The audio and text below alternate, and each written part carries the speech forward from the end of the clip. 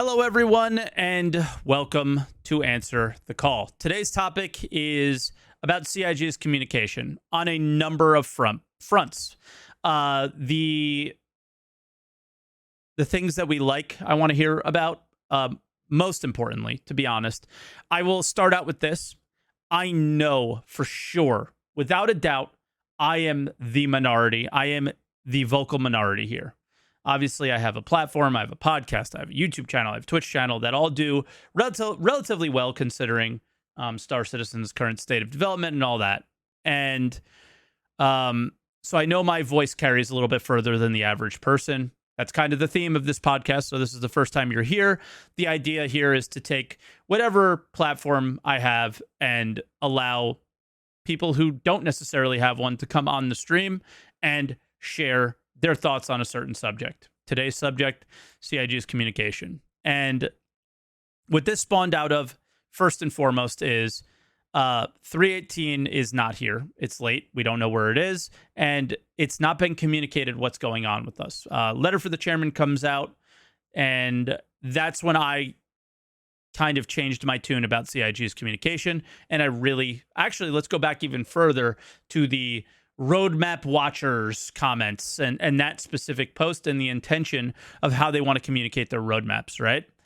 I'm going to start out with a positive and say the roadmap updates are far and beyond the best form of communication that CIG has now, because I feel like they're doing what a normal game company would do and just be like, hey, this is what the devs literally are coding and working on right now. These are the priorities right now. In this moment, this is the priority. And sharing that with the backers, nothing else. Not this wish list of things.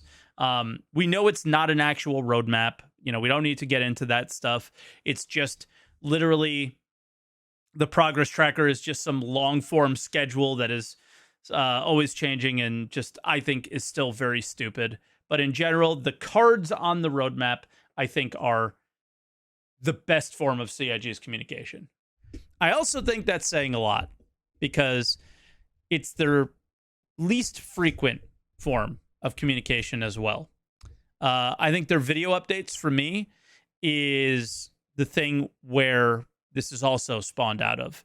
Is I tried to explain to people that I'm not very happy with the video updates in the way that I used to be. And for me, I think there's been more and more and more of a focus on game development in general than Star Citizen's development and Star Citizen the game. And I think that's for a number of reasons. Squadron 42 has become way more of a priority than it ever has, and I feel like it's affecting Star Citizen's content. If I was going to make one suggestion, I don't think we need an ISC every week. I think SCL could probably just get thrown out the window. And this is where I feel like I'm in the minority, okay? I don't care about game development. I care about the game. And when I made those comments, my YouTube comments were very interesting. They said, then you would have nothing to talk about. And I think that that's very telling.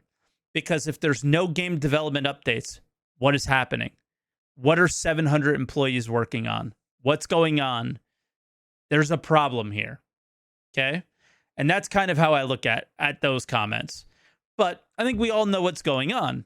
Squadron 42. And that's not something they want to do too many updates on, right? So if I was to make a suggestion, I don't think we should see ISC maybe every other week, maybe once a month. I think some games do that really well, where their updates are less frequent and you see actual progress. They've done that with the roadmap. It's been quite successful. This is actively hurting my content as a content creator, right? Is if they did this less. But I think it would help the game's communication as a whole. And if that is not like putting myself out there and being open and honest, I don't know what is, because it literally would hurt me in my wallet and hurt my content that I make on a weekly basis. But it's the other thing. The last thing is what I'm seeing in chat. The letter from the chairman stated a PES test, an internal test that they shared with the entire company. That was successful. why has that test not been shared with the community? We are not their boss. We are a backer, but I do feel, and I feel that CIG feels this very much the same, that we're in this together. And when it comes to things like this, I feel like we're not. The letter from the chairman stated 3.17.2 at the end of June with 3.18 very soon after. It's August 21st. Not a peep out of what's gone on. I made this comment on the live stream before we started. If I'm running late to work, I call in and let them know because they plan on having me be somewhere at a certain time. And I let them know, hey, I'm not going to be there at that time so they can plan for it. I think that's the least CIG can do in this situation. The time is come and past. And if we're truly in this together, CIG, a simple line of communication of, yeah, we hit a snag would be perfectly fine for me. But we're here to hear from the rest of the community. I just wanted to share everything out there and my opinions. The kind of objective and goal that I set out for the callers is let me know what you guys like about the communication. Let me know what you don't like. Let me know what you think can be improved. And let me know what you do like or dislike about other games that you follow as well that maybe like it's 2022. Literally every game is an alpha. Every game is early access. So, you know, a lot of game companies are in this scenario and some do it better than others. And I think CIG can definitely have room for improvement. So let's go to our first caller here, Virgil. Hello, Virgil. Can you hear me? Yeah, can you hear me? Yeah, I hear you fine. I'm just bringing you up. Okay. So, yeah, what are your thoughts here? And somebody's asking in chat, yes, anyone can join ATC. We just need to like check your mic and make sure you're not like in a really echoey room or, you know, make sure you have headphones, things like that. I'll quickly do that intro. If you guys ever want to call in, we do these on the mornings, Sunday morning on twitch.tv/SaltEMike. And we do it through Discord, discord.gg/SaltEMike. So, Virgil, yeah, what do you like? What do you don't like? Let's start out with things that you like. I think like I came up with some points that I think wouldn't get hit in the later episode, but in the later callers. But I think like a big one for me is what Disco does. I think like you asked me, I know you hit it a bit earlier in the stream, but like I think Disco, to be real, is like killing it. I think he doesn't get anywhere near enough credit, and I think he's absolutely irreplaceable in there. I agree. I've said this before. He's irreplaceable. Nobody works as hard. Nobody cares as much. I don't necessarily agree with the direction that he's taken the videos in, but I also don't like his choice is to go in that direction or make less videos. So, yeah, and like he's probably like, could you imagine the pressure of that job? Oh, it'd be the worst. It'd be the absolute worst. And I think I think even I don't want this is like being mega parasocial, but like people, you could tell that it, because I know what it feels like too, is like it may be starting to get to him a little bit because he mentions comments that are made about him, right? And yeah, it's hard, right? Because people are being that way about you, the person, and it's just like, it does. No matter, like, you do need to put on a tough skin, but you know, nobody is capable of keeping that shield up all the time.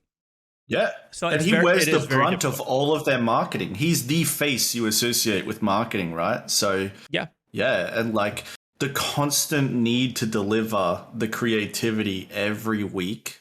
You know, it's aside from the pauses, but still, yeah, you couldn't do it. Like, I hope his wage is out of control because.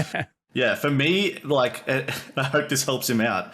It completely irreplaceable. And you know, the thing is too is it's really easy to overlook some of the things he does like so well. And I'll give an example, and this is one I don't think he gets enough credit for.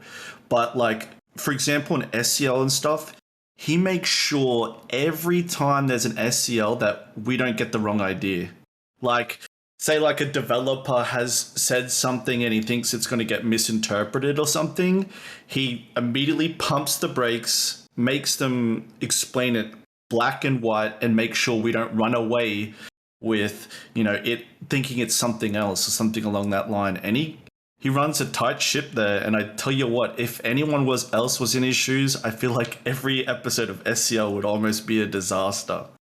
Well, and interestingly enough, do you remember that there was one where oh man, his name's escaping me. He's from the lore team.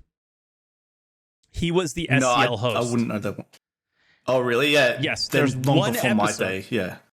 Mm-hmm. And I think it was during your time. Oh, wait. Yeah. Wait, no, you're talking about when he was away, aren't you? Yeah, I didn't watch that episode, but keep going. Believe it. This is no knock. I agree 1,000% with what you said. Yeah, Will something, but yeah, it was Will.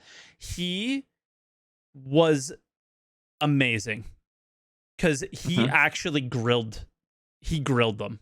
Where that's the only knock I have on Jared is there's like contentious things that the community has with like a certain subject, let's say, right?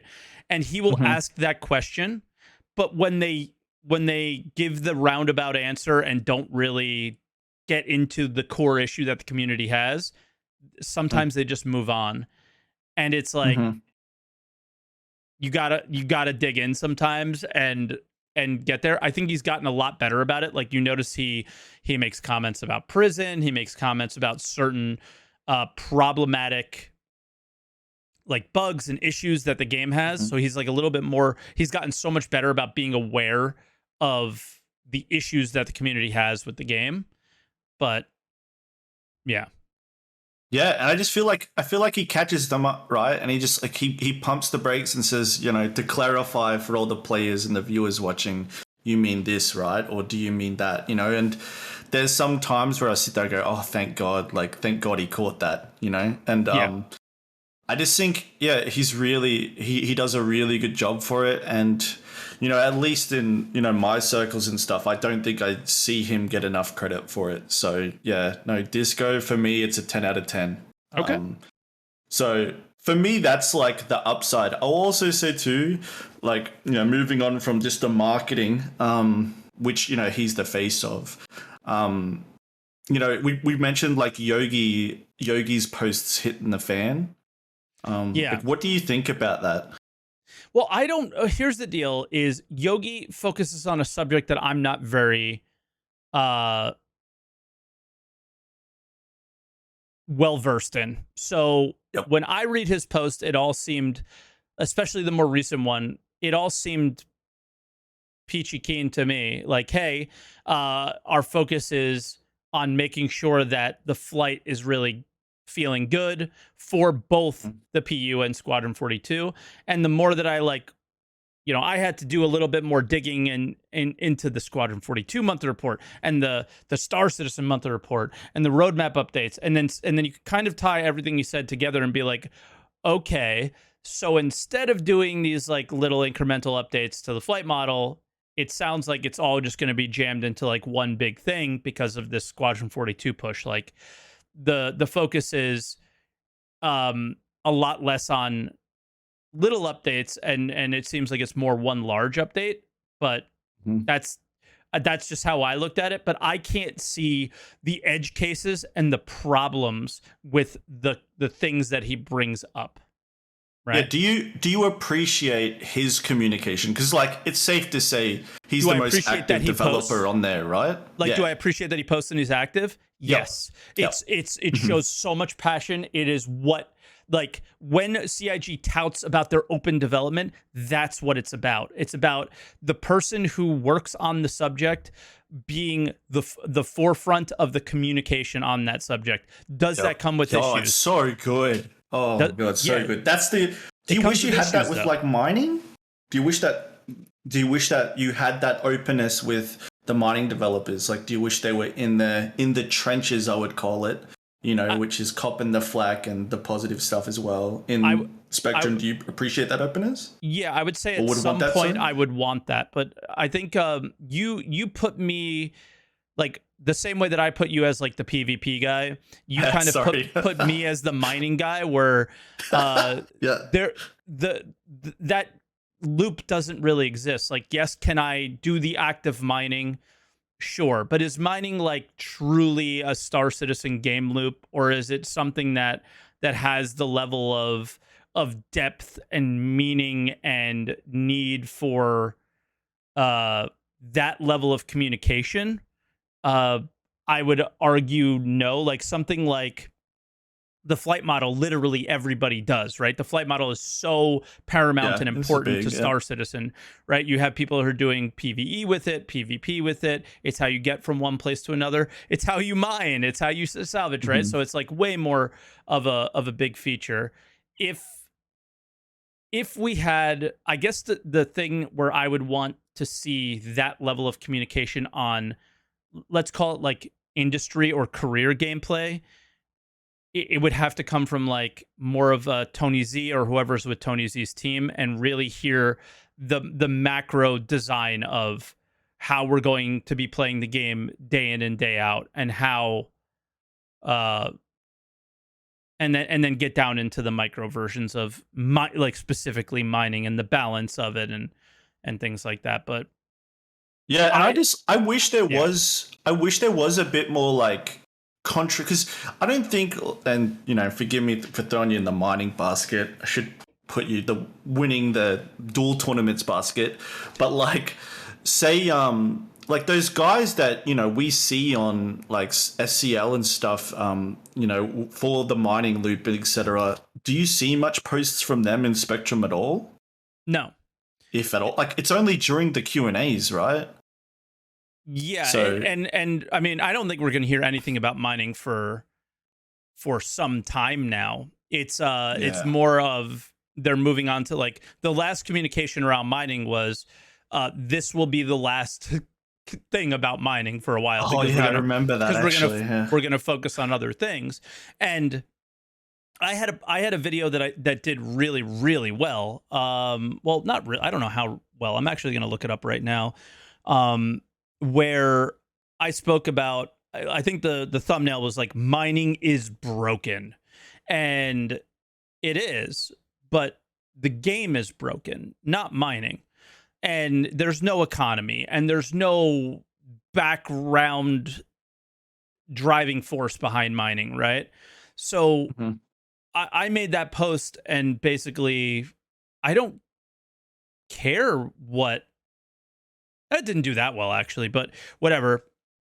It got a lot of comments, and I think it was one of my better videos from a presentation standpoint, and the way I communicated my thought process. And the idea is just like, I don't think the actual act of mining is broken, and that's where the issues come into play. And I think it's going to happen with other careers as well, with this specific group of devs. Is whenever you had a problem with mining, the solution was for them to design a solution. But the problem with Star Citizen in most of the careers that we're going to see prop up, look at refueling. Do you have any like core issue with refueling and the way that you do it? You might have like one or two little things that you don't like. But in general, the thing that most people won't like about refueling is that there's no fucking point to do it. And honestly, there's no point in mining as well, right? Yeah, I get it. Yep. So it's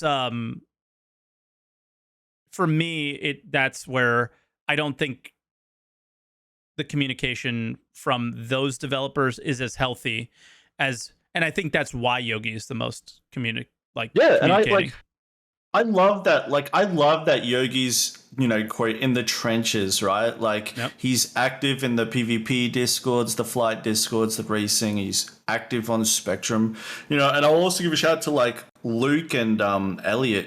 They're really active. Like, they come in at Twitch. Like, that doesn't happen in other streams. Like, and I think that those guys deserve their praise for like, going into the furnace, which is your stream. And they talk openly about it. They express their own disappointments. And then we also give them credit for their wins. Which there's plenty of. And I love that. Like they're not worried about that. You know what I mean? Like they're willing to just head first into it. And that's a good thing, because if you're worried about what people are going to say on these streams, or you're not interacting with the community and stuff, then I'd prefer and I wanted to hit this point towards the end, but I'd prefer to I'd like the transparency, and I like to know that, oh, okay, they saw that as a mistake. Well, great, that's perfect. We're all on the same page then. That's great. Rather than just not knowing and being completely in the dark about it. So, and I think that was kind of one of the decent things about the letter for the chairman is owning up to some mistakes a little bit. And the problem is they're still making them, Yeah. And that's probably what I wanted my last point to be, which was Chris's relationship with this. Because, Chris is MIA the whole time. And he's probably when you think about it, he's probably the man of the decade when it comes to gaming. He's got a crowdfunder of 500, gearing towards $500 million. And it's based purely off his passion. And to be frank, I want to see more than just, text on a website, letter of the chairman once every couple of years, I'll always disagree with that. See, he's the worst person to have on camera, period. Go watch Pillar Talk. Why would you say so? Because he rambles or gets distracted, or what? Yeah, he rambles on about what the game is going to be in his head that is so unrealistic, creates unrealistic expectations for backers, and it just, I think it causes more problems. Okay, when he writes in text, it can be edited. Yeah. Oh, it's probably been washed 10 times by the time it gets to us. Yeah. Jake was probably looking over it for 6 months. But okay, well, how about this then? What if it was Tony Z then? And he's the director of the PU now, is my understanding. Better. It's the same bullshit. You don't think so? I think he's no better. It's always for those two guys, they're the visionary people. And sure, you want that, but you would only want that if the vision was clear and the vision was communicated clearly. The problem with those two guys is the vision was in this direction for 3 years. Then it was out fucking pie in the sky for 3 more, and now we're coming back to reality. But we still you want those guys to talk more, but you don't want them to keep it even more open-ended, right? Is that what you're trying to get at? Well, it already is. Do you know the vision of Star Citizen? Because nobody does, right? Yes. Those guys talk for how many years, and you don't know what Star Citizen is still. Nobody does. I don't care what anybody says out there. You write in the comments and try to tell me what Star Citizen is. You're immediately getting ignored. You have no idea. It is impossible to know. Tell you who really doesn't know is Brandon, but I don't know. And to mention what you said at the beginning, to talk about other developers, and I love the Nikita relationship with the Tarkov community, and one of the big strengths I have for him, right, is his willingness to tell content creators and stuff that, hey, no, you're wrong. That's not what we want from our game. That's not going to happen. We don't see that in our vision. Sorry. He's not afraid to give us bad news. And I feel like we don't get enough of that, which, I just went straight to my final point. But that's the thing for me, right? Is I want to hear more bad news. And I think that the marketing guys, the community managers especially, I think they'd actually be genuinely surprised how well we would take bad news. It's if you're completely transparent with it, you'd be surprised. How well did the letter for the chairman go? How do you think it went from an overall community sentiment thing? For me, it was toned down. It was calm. It had some bad news and apologetic stuff. Hey, we don't even know what PES is going to deliver. We just know that we did a test. It worked. We're going to see how it goes. We don't know what's going to happen after PES when we put in server meshing. We're going to work on it. These are our plans. Obviously, times will change, right? And that's it. Yeah, like, just give it to us raw, really. Like, just straightforward. Like, and even like with like right now, like we're all complaining about, you know, the patch coming. Like, just tell us why it's late, and then we're not going to keep waiting for it every day in the dark, waiting for an explanation of the patch to suddenly drop. Just say, hey, you know, these are the issues. You know, we're sorry about this. Bam, we'd be already moved on by then. You know, like instead it's just going to draw out until it gets released.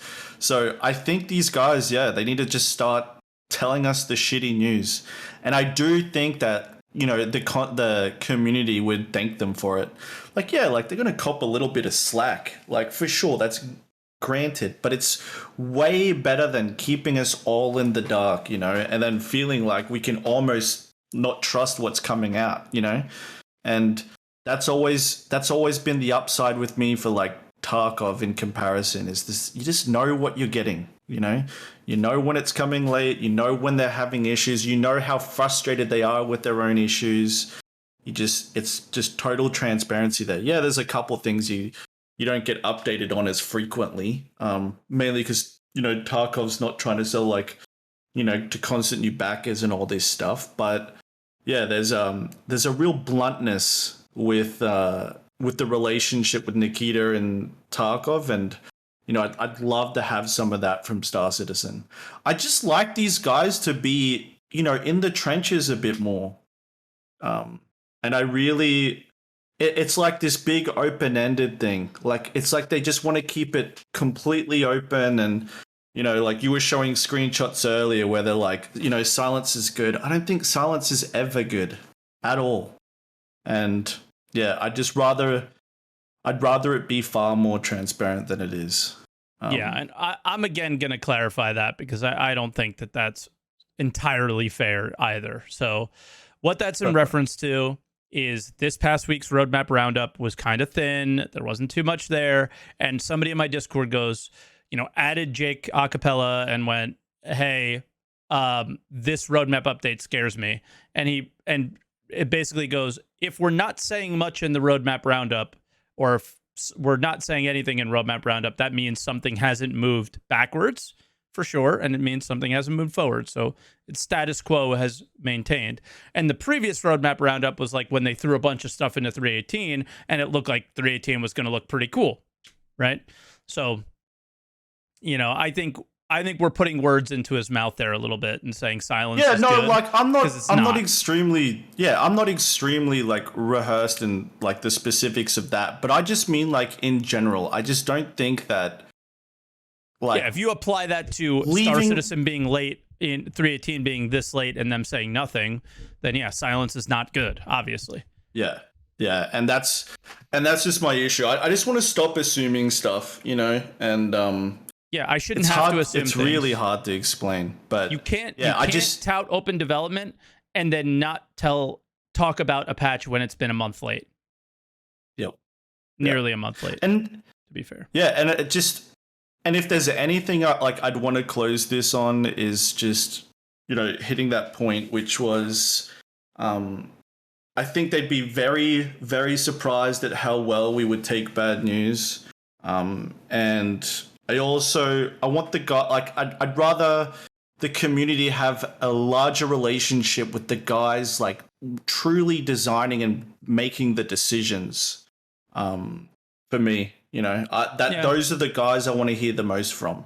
I'm on the fence about that, because I always and I get that. I totally think it can always be iffy where you're pushing your priority, where your priority might be the exact opposite of somebody who doesn't have that connection with the developer. So I always feel a little iffy about that. Even if it was Spectrum or, whatever, but, and some people are going to react poorly, right? Like maybe, a good example is Yogi's very active in Spectrum, very active in Discords and stuff. And sometimes he takes a beating from that, but I'm glad that happened, right? Like, I'm glad he got that feedback. I'm glad that, people were really upset about, that cannon on that ship, so that actually happened. And I'd rather him, actually respond to those things than just leave it in the dark. Well, fuck, man. And take the beating now, and the game will be better for it later, hopefully. Yeah, and that's it. That's it completely. But you have to be able to take the beating and keep coming back for more. And that's where Yogi's probably the example of maybe what the CIG community managers should be a little bit better with. Is you're going to have to post the bad news and take the fucking beating and come back for more and more and more, because that's what really is needed, right? Open development probably is, right? Yeah. Because you can't tout open development and then just be silent. But all right, Virgil, we'll let you go. Yeah, that was perfect. Thank you. I appreciate it. All right, talk to you soon. See you later. Bye-bye. Bye. All right, and our next caller is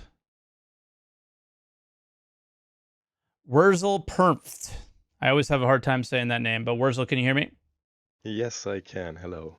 Hello. All right, I'm just bringing you up now. Okay. Hello. Hi. All right, so let's start out with what you like, and then we can move into maybe some other topics. So CIG's communication, their video content, their Twitter account, Spectrum dev posts, things like that. What do you like about all this? I mean, you've been a frequent caller on this podcast in the past. You've been around for a little while. So what's your experience? I do have the technical knowledge to read the monthly reports very in depth on the progress they're making. Yeah. Like if they're writing something about some buffers in the Gen 12 renderer pipeline, I'm like, I did that in university. I know what they're talking about. That is progress. So I actually really like the monthly reports, the written ones, because I can quite comfortably infer some progress. And it does also miss some bad news, because like it's always somewhat trial and error to get stuff going, and I would like to read about we tried it, but it was just not fun, or it just didn't work. So we tried differently. But I do like those reports. Also because once you get past the opening paragraphs and past the stuff, there is also like the least amount of marketing infused compared to any other content they make. Yes, the monthly reports. Like I say this all the time. If you actually want to look at the progress of Star Citizen, there's only two places to go. The first one would be the monthly report. The second one would be anytime they do a sprint report on ISE. Yeah. Well, the sprint reports are basically the little monthly report segments, but also but visual. The ones that also have a visual that Jared can grab and are not just like some numbers in the table. And although they do show numbers on a table sometimes. Yeah.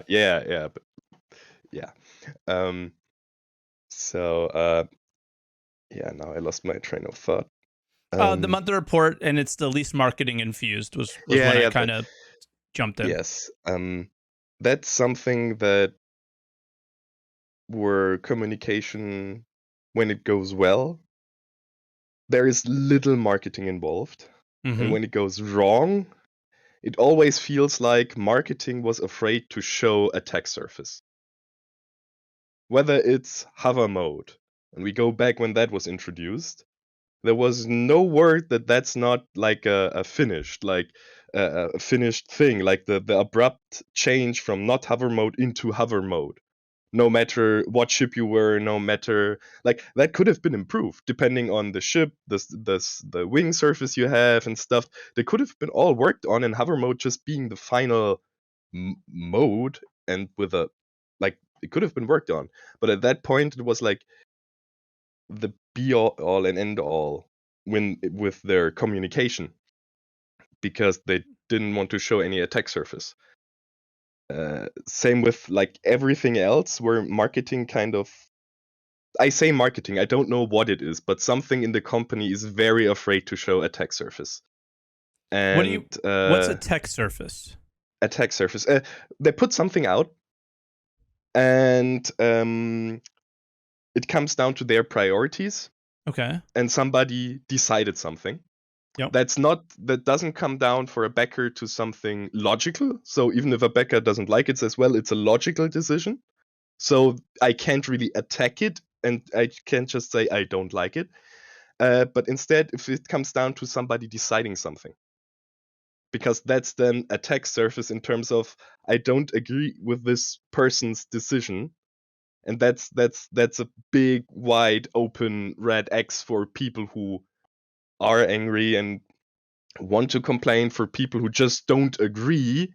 If there is no logical base, why salvage now and hacking later or something? Like, what I'm trying to say is they shy away from showing us their priorities at any cost when it really comes down to a decision from someone. That's why Squadron 42 is such an easy scapegoat, because they say, well, Squadron is the priority, and then they don't have to explain anything because it's a perfect they're always talking about how priorities, but they never explain the decision making that goes into the prioritization of things. Here's the point. That's what I don't like. And so every content that is not about that area and not touched by being afraid of priorities is what I like, the monthly reports and sprint reports and stuff. But to be honest, I don't care about the priorities. Like, the priorities influence in the end is just when something comes out. Yeah. You don't actively play the game currently, would be my guess. I somewhat do. I kind of, like, once, twice a week on stream, I do a little bit of racing when I play it on my own, but I don't grind the game. I'm a very social gamer, so I join my friends, have a fun time, we all end up in Clasher, laugh about it, and then log off. But the thing is, I don't really care about the priorities in terms of they don't need to justify to me why something now and something else later. What I'm interested in is causality and progress. Like, if they decide they need something now, then that's fine by me. Just tell me why it moves back, why it moves forward, why something doesn't happen. If it's like, hey, we put something on the roadmap, then I'm like, fine, I don't care why you put it on the roadmap now. If they say we put it on the roadmap because our test worked well, then I'm like, yeah, that's something I would want to know. If they move it off the roadmap because they say, well, we tested it, then Truffin built a little simulation thing like he did for the electric grid we saw months ago in the thing, and that was just absolutely awful to play, and we put it off until somebody has a better idea. That they don't need to say it like that, but like, we did some R&D and it was awful, then that's also fine by me. Like, I don't need to know, like, I don't need some producer justifying why they decided it that way. What I want to know is like the like, just give me, like, the ideal version would be like a Civilization style tech tree, and just tick off the boxes as you go. Like, I don't need the end dates of their Jira tickets. I need the dependencies, and then I'm fine with things moving around. Oh, so an actual roadmap. Yeah, it's doesn't really work when everything is so intertwined in Squadron, which is just one big black. Sorry. I mean, Squadron's just a black hole, man, and it's frustrating. So half of the tech tree would be just one black bar labeled Squadron, going from start to end. Yep. And it would be incredibly high maintenance to keep something like that going. But like, I don't need them to justify their priorities. And I think that's what they're so afraid of, and that's what's tainting a lot of the communication. So the parts where they can just, like the sprint reports, the monthly reports, are fine. But like, then I just don't care what they say stuff is going to be if it's not a dev showing something little off or whatnot. Like, because I just don't care. Like, that's fine. Like, you need somebody to build a vision, you need somebody to market the vision, you need somebody to sell the vision, but that's not for me. I want to see the little progress things, and I want to see the causality, like the how things depend on each other.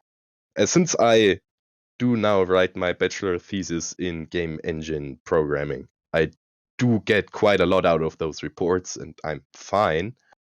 But that doesn't work for most other people. Yeah. Also, CIG, please reply to my application. I'm about to send you two new ones. Okay. What field in particular would you be applying to? I applied so far as a junior AI programmer, and I'm about to apply as their engine generalist performance optimizer. That's the application I'm currently writing. And I might where's the tab with the different things? I forgot. Sorry, I got COVID like a couple of days ago, and my brain's just mush. One of the devs said, join the Arena Commander Feature team. There you go. With him, DJ Button. Oh. Yeah, at first I'm trying to get this bachelor thesis out of the way, because that appears to be the biggest blocker for any application, because I don't have a degree right now.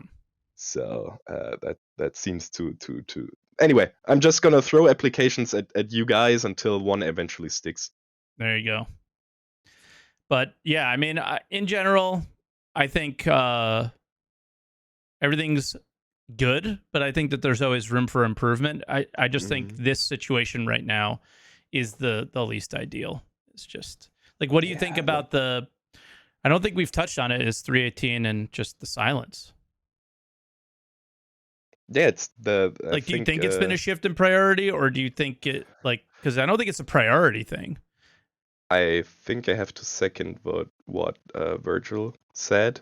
The uncertainty is just plain bad. Give me bad news, give me good news. Just the uncertainty is what's really like going through my patience more than anything else. Yeah. It's I feel like going all the way back to the roadmap watchers comment that they made is like, they'll get frustrated by the player being, or the backer, like creating scenarios that aren't real.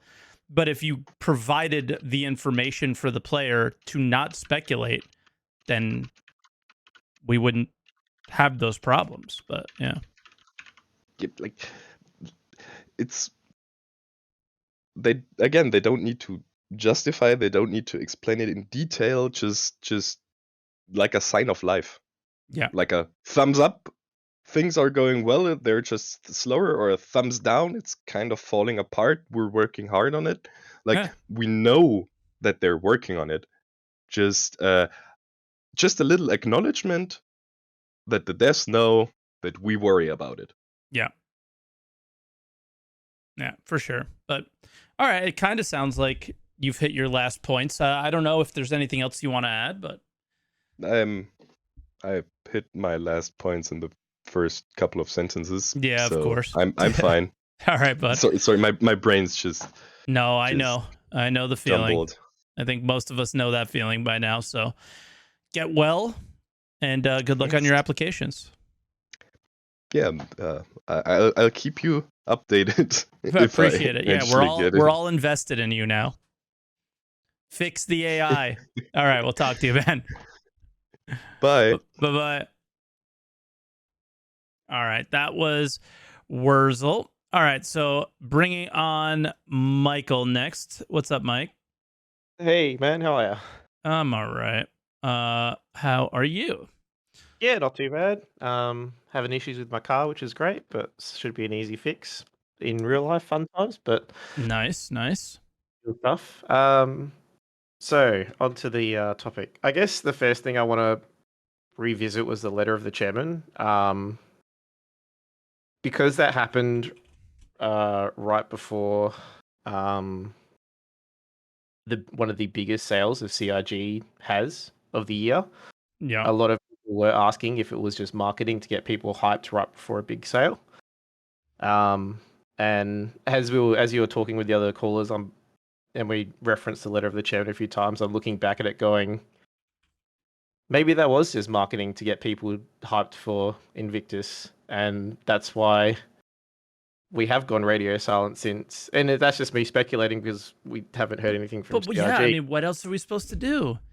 If you put that yourself out there and then don't action the things that you said you would do, and then are completely silent, like, what else are we supposed to think? Did we just get, like, that was the moment where I said, I feel like a change. I got criticized hard by people in my community who are more critical of the game for me going soft, or me being like, changing or being positive about that specific thing, because they felt that it was just the same bullshit that it always is. And it turns out they were right. Yeah. And that's upsetting. I think the overall way the letter was communicated was better, because it was less wild and out there and was way more like grounded. Laid back, grounded. I thought that was good. But in general, the things that you say you're going to do, don't do them, then, like, it doesn't mean anything. It's just words on a page then. Yeah, exactly. And especially when it's meant to be the guy that's, air quotes, leading the project. And if he's saying, yes, we're going to have this done by this date, and everyone's going, okay, this is the top guy, he's the CEO, he's the one saying, yep, we're going to have this done by this date, and then nothing happens, you're like, well, if the CEO doesn't really know what's going on or what's happening or why he hasn't said anything or why the targets aren't being hit, when he was at that time it sounded fairly certain that it was going to be June, we were going to be in 318 testing. If the CEO is that far out on it, then what's the rest? How far back is the rest of the company going with everything then? Yeah. I mean, that's one thing, like, things happen. I think most of us accept that things happen. It's just when things happen and the same thing happens consistently every single year, the same fucking shit every single year of this is how it's going to be. And then it is the delayed to no end, never hit a date in your entire life on anything important, pushing back server meshing, calling it something different. It just is like, how long are we going to keep falling for it? Or how long until, you actually do something? Yeah, of course. And, what happened to the road to Pyro? And what happened to the road to 318? We got all these hype for, we're on the road to Pyro. This is all the stuff going on with Pyro. And then we haven't heard anything since. I mean, who called that? I said that was the biggest load of bullshit I've ever heard in my life. I can't believe they're saying this stuff. That started being said immediately after the Roadmap Watchers post was made, where they said, we're only going to talk to you about what we're working on 3 months out or whatever, 1 quarter ahead. So if we're in 317, we're only going to focus on 318. And guess what they did? Road to Pyro. Are you kidding me? Yeah, of course. And look, I love Jared. I love his content. And I don't want anyone to think that I have any issues with Jared. I think he does an excellent job in the circumstances that he's in, where he is probably in a position where he has to toe the line very, very carefully about what he can and can't say and do. Mm-hmm. And he's probably not given a lot of things he can talk about that he would love to talk to us about, which makes it hard to create content, as I'm sure you know as a content creator. But like, there's certain things about as you're saying earlier, the videos that I don't like. Sometimes I enjoy it when he does the artist guy who creates aliens out of Jared. When they do that, Oh, that's Jay just, Lee, yeah. yeah, that's just fun. And it's just, it doesn't have to be something crazy. It's just getting on and interacting with the community, have some fun with the community, maybe just have a chat, talk about some questions and stuff that's easy enough for them to answer between those guys.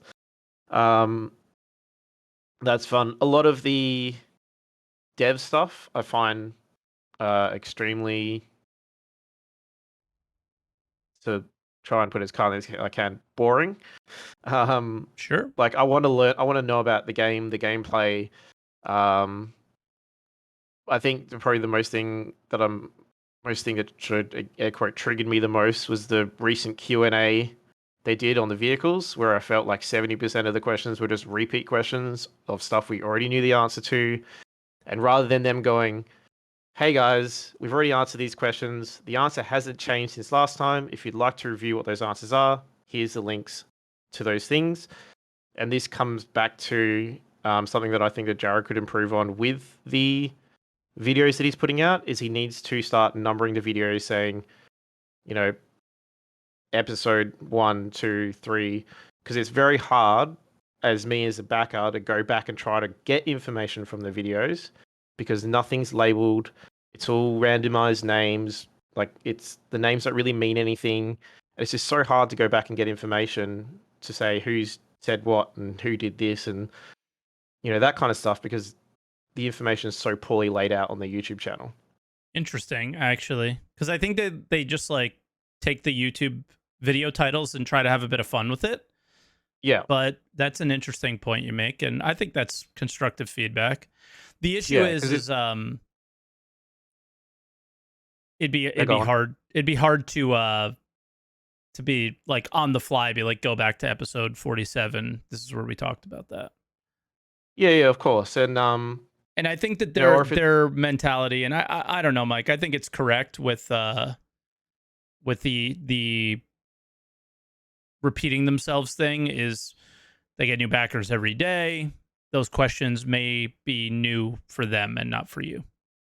Exactly, and I definitely do understand that, but there are other questions that could be potentially answered that the community wants to know about, that are getting delayed, that aren't getting answered because we want to hear about lights for the third time and get the exact same answer for the third time.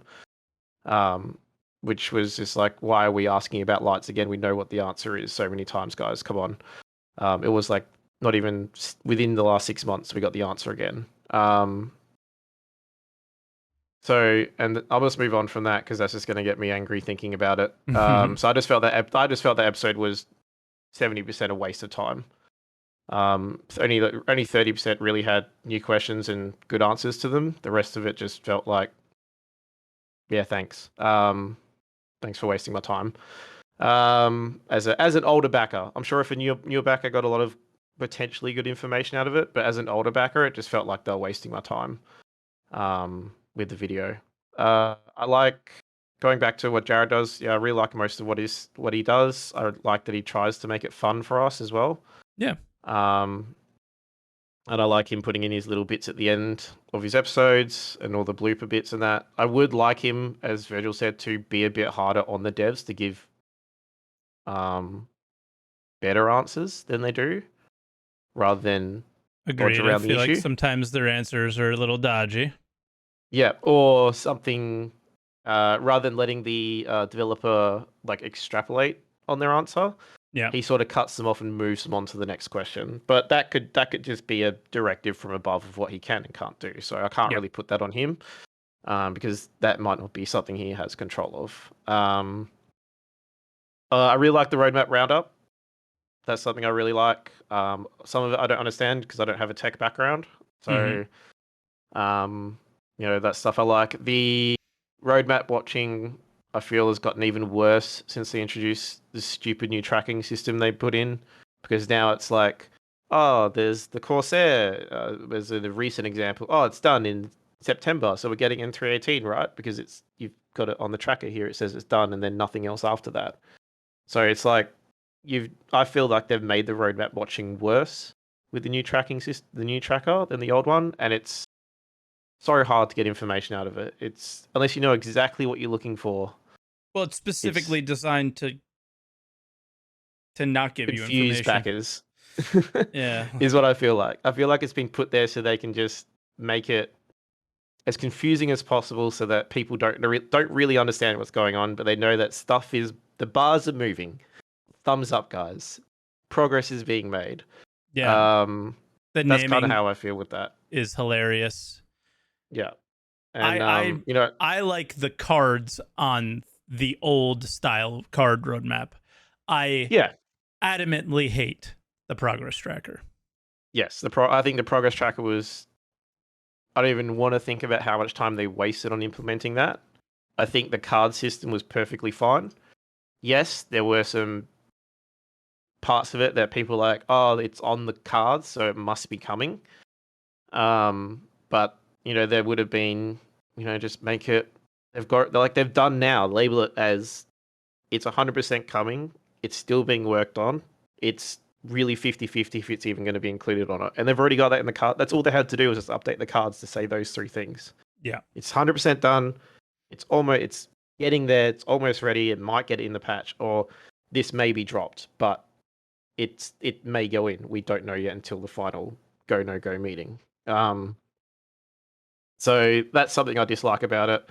A lot of my content, as far as I take updates from other games, I take from content creators, because a lot of it is quite dry to read.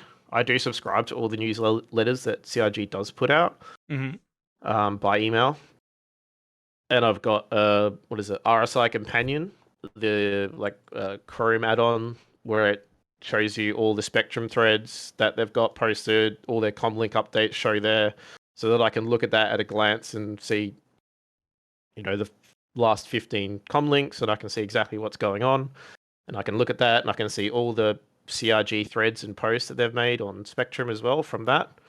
So if anyone wants to have an easier way of tracking that, I suggest picking that up as an extension, because it's really helpful if you want to sort of keep up to date with what's going on. And I don't know. Do you follow any other games that are actively in development? I play Tarkov quite heavily. That's probably the game I'm playing the most right now. And I definitely agree with Virgil as far as the way Nikita handles things. We hope to get this in on the next, as far as people are really excited to get Tarkov Arena and Streets of Tarkov at the end of this year.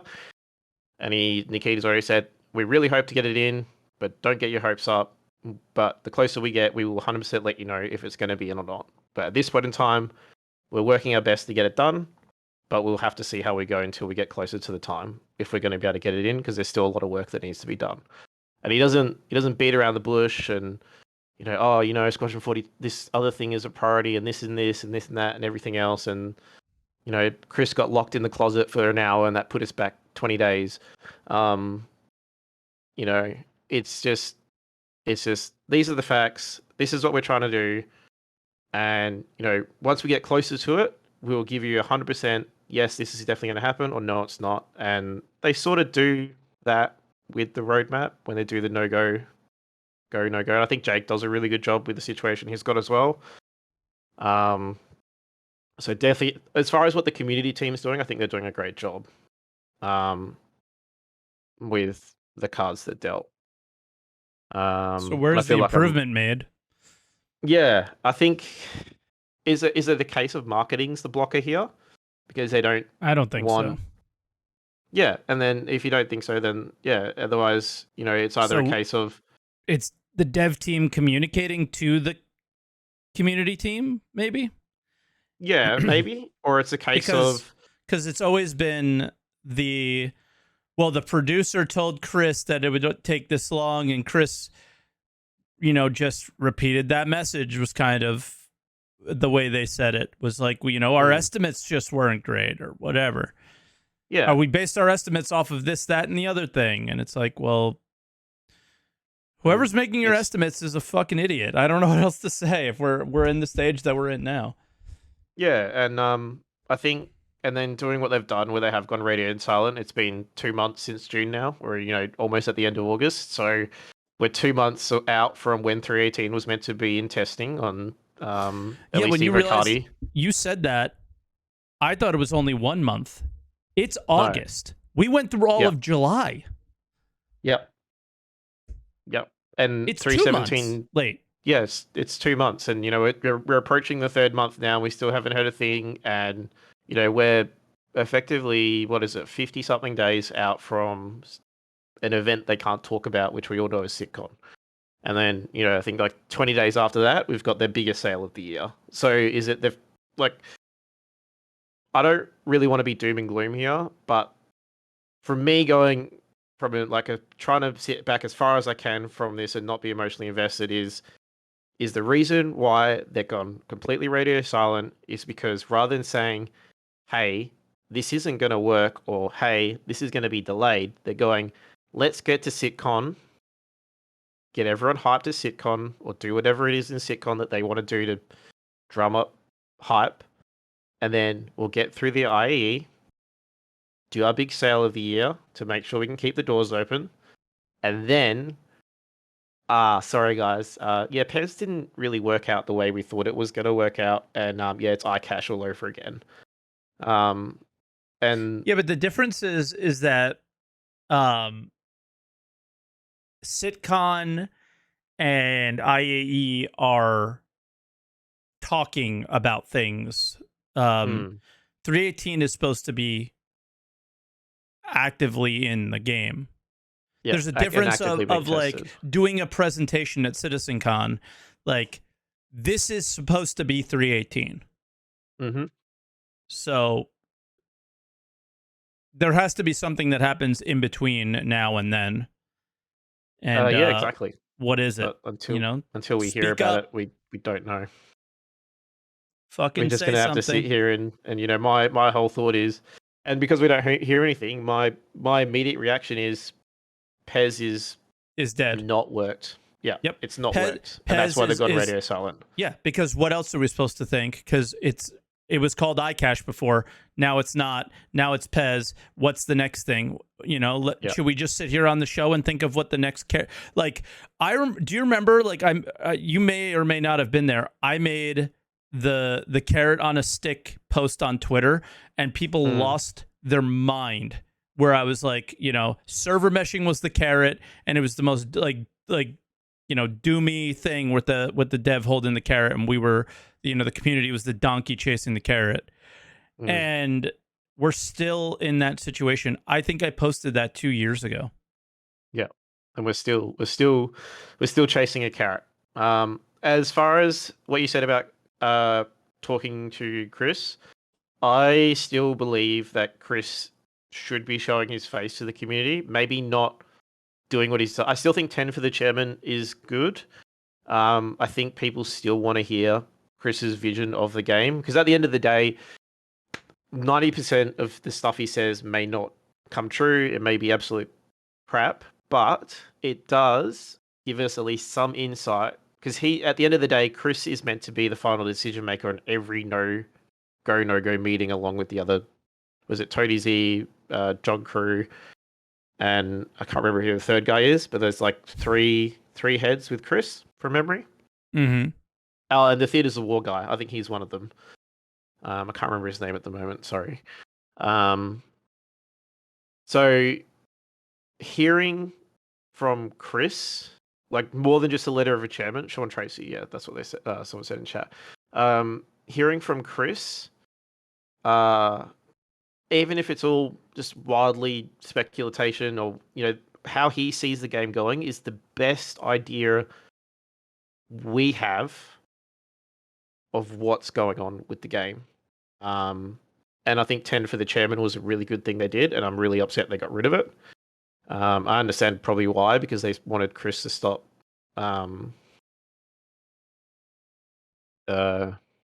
doing what Chris does, which is get people really excited for things. And then when those things don't happen, they've got to do damage control. And I think the community by now understands that Chris is very much like a visionary, and he does overpromise things.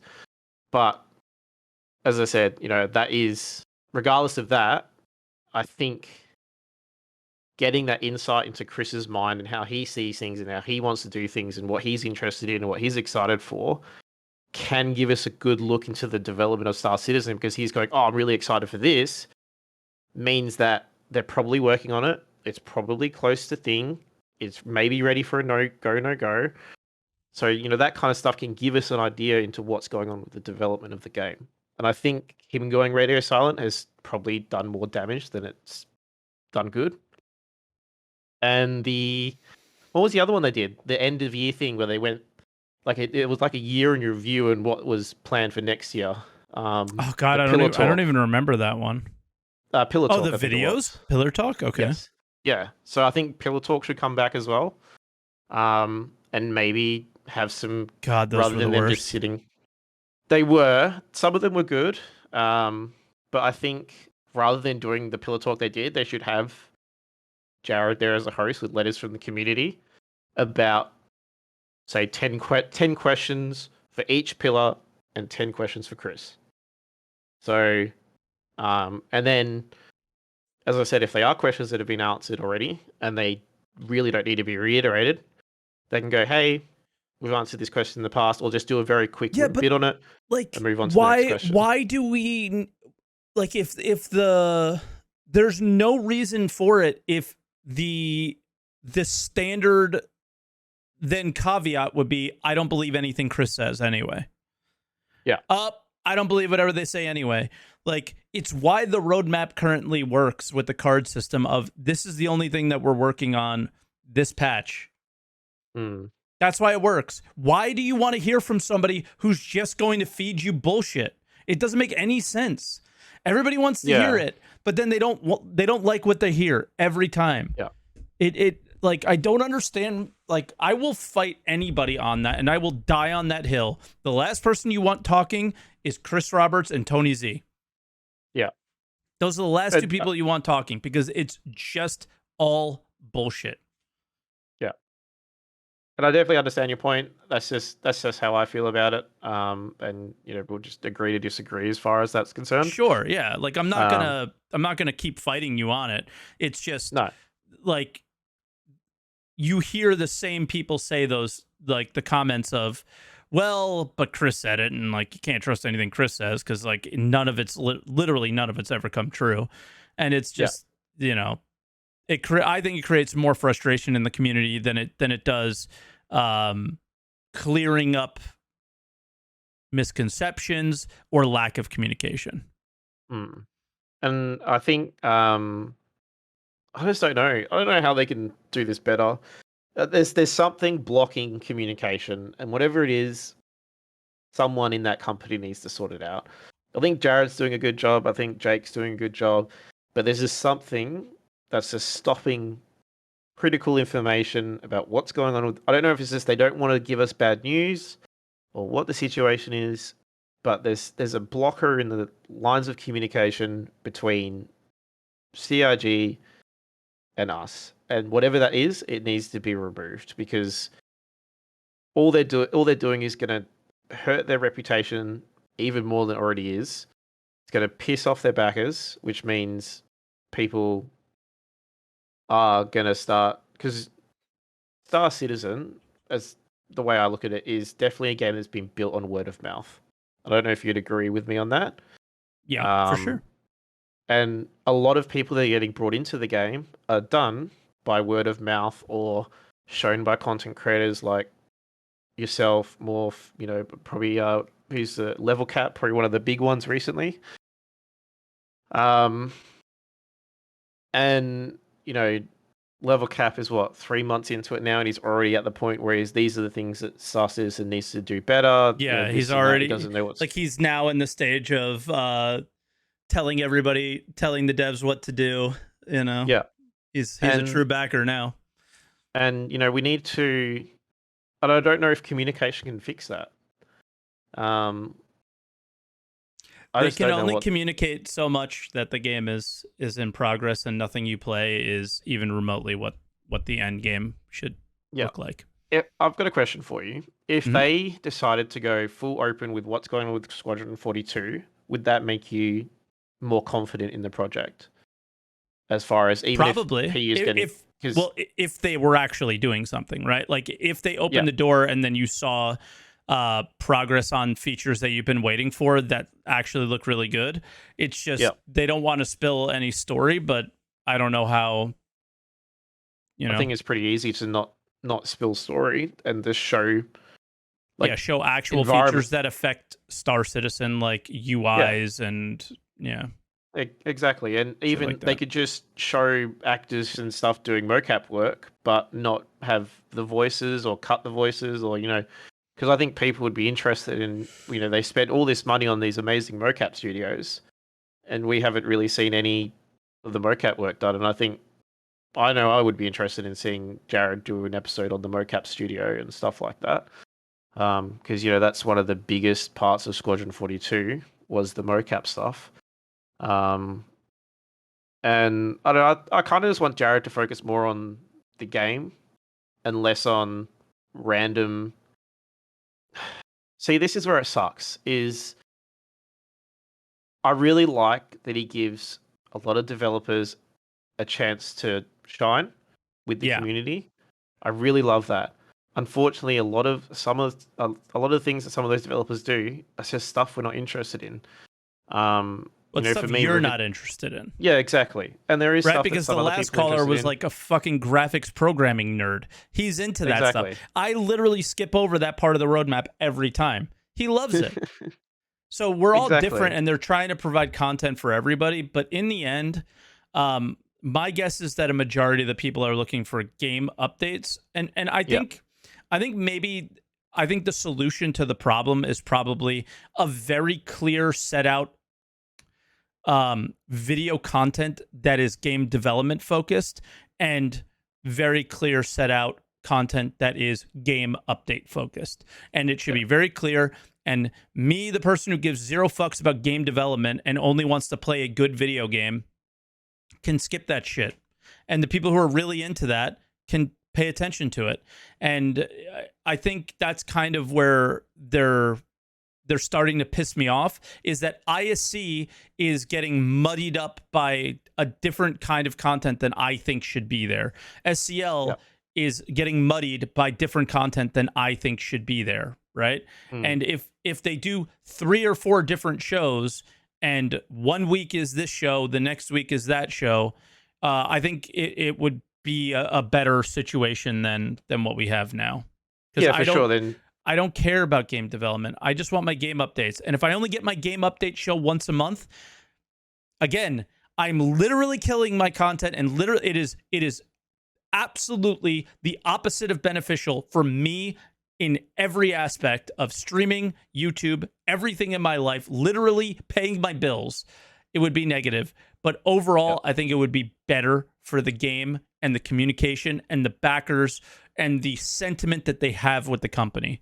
And that's just like, so if there's anything that is just not me sitting here bitching and complaining and is actually what I feel is constructive feedback on the video content or on any content in general, like the monthly report is a once a month thing. That works. The roadmap update for me is, again, this works for me, maybe not for everybody. Roadmap update is once every other week. It works. Sometimes, because sometimes there's barely an update. Would it be better to do the roadmap update once a month? Maybe, right? And then like sprint report shows work. They only happen once a month, maybe if that, right? I don't know. That's just where I'm at. And then they could do Star Citizen Live first week of the thing, and then the second week you've got Inside Star Citizen. And then the all sprint report for the third week. And then on your fourth week, you can have like, what's going on with all the ships in the game? I don't know, because that's probably the biggest thing that a lot of people are interested about Star Citizen is what the hell's going on? Why is my ship not out? And John Crew can come on and say, hey, this is what we're working on at the moment. Bye. I don't know. But I definitely agree with you. I think it's way too much on Jared to try and push it, make content. For what is it? SEL and ICs, what two? He does 2 episodes a week of like hour-long things where and this is the part that sucks, is that I don't know if this is true or not, but I feel like some of the devs probably don't want to come on to ISE and SCL because they feel like they're going to get targeted by. It's obvious. The Star There's Citizen fucking community. 3 devs that show up on these. There's 700 of them. 3 of them show up on camera. It's the same people all the time. Yeah. And that's really unfortunate. I wish it wasn't like that, but it will be less like, okay, I've done a tour of the LA studio. I've done a tour of the Austin studio. I've never been to Europe, but they're the biggest studios. He's going to be in the biggest studio. There's going to be more people to pull from, a lot easier. He can just be like, hey, you want to come on the show? It'll be a little bit easier.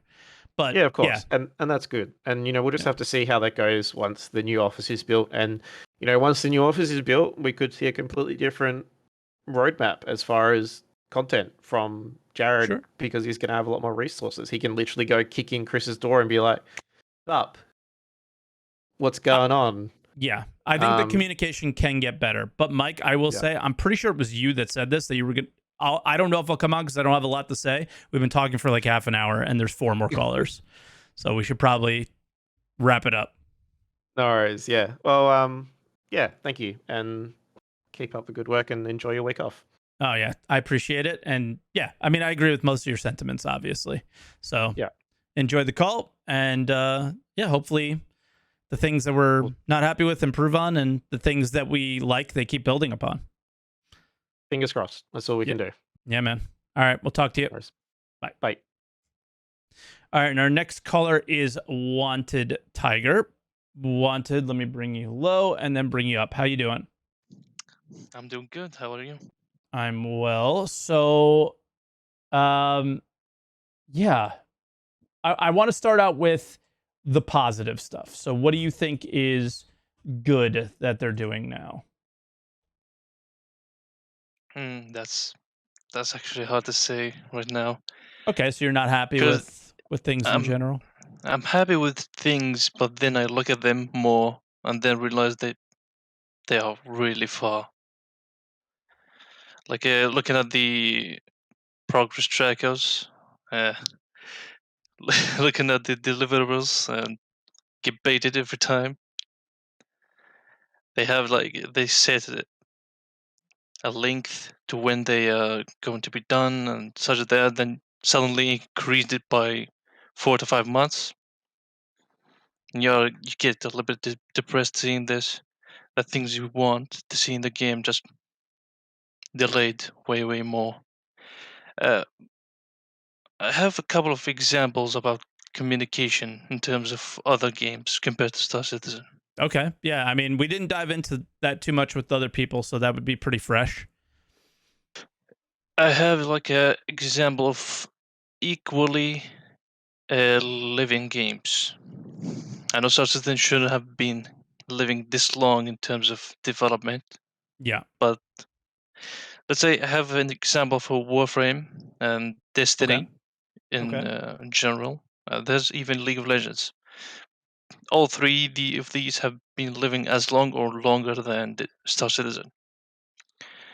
For example, Warframe is very open with community, like very open. They have done some mistakes, showing people things that they could not deliver. Okay. They learned from their mistake. They stopped doing that copium hits to people. And they said, we're not going to do that. Not going to say anything. We're only going to show you what we'll commit to. And they have even dev streams, but like once a month. Yeah. That they show you what they are actually working on and that will be delivered. Other game have example like Destiny 2, for example. They've done some mistakes like what they called Sunset, which basically putting a lot of gear that have people been grinding for years, and special gear they can't get any other than just a specific event, and they put them on the locking behind that they are no longer viable. That drove people crazy. But then they learned from that mistake and said, we're sorry about that. We're not going to do that again. Here, all your weapons right now will have unlimited power upgrades. We're not gonna give you the old weapons back. We're gonna give you something like it. Destiny 2, unlike Star Citizen, it is open with community, but they only show you what they commit to, not exactly what people only wants. Like, I'm gonna say it. The community have some power in terms of affecting Destiny 2's development. Like, we don't want this, we want that. They don't have much around and it. do you not feel that that Star Citizen backers have any power? It feels like way less. Way less. I feel like when we enjoy something, the devs get. I think it goes back to like the racetrack stuff. It seems like that's where we have power. Is like when, and it's not like a power thing. It's some devs saw somebody enjoy something, so they decided to do extra. But I don't think the only time that I feel like we've ever had power, and this may be before your time, Wanted, is like a long time ago when Squadron 42 was supposed to be in beta and everyone's just posting on Reddit memes, freaking out. Then they decided to do this like, okay, we're going to update you on Squadron 42. And then they showed a satellite dish and everybody lost their mind. And they were like, okay, yeah, we're not doing that.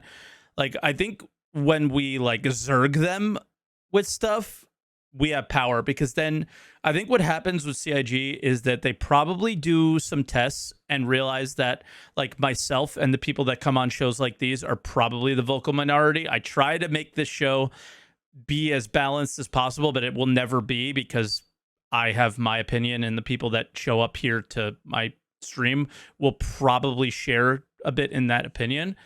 And I think that they try not to make decisions off the vocal minorities, and very, very seldomly does the community all come together and say, this is bad or this is good.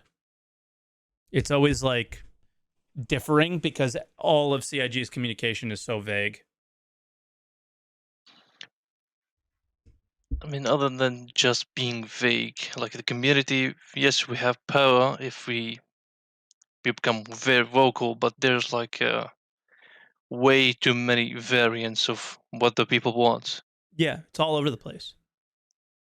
Like, for example, I love the industrial part, but then I joined the game, learned about it, heard Tony Z talk about it, but then got baited even more, then realized that they talked about it that like 3-4 years ago. Mm-hmm. And we see nothing about it right now.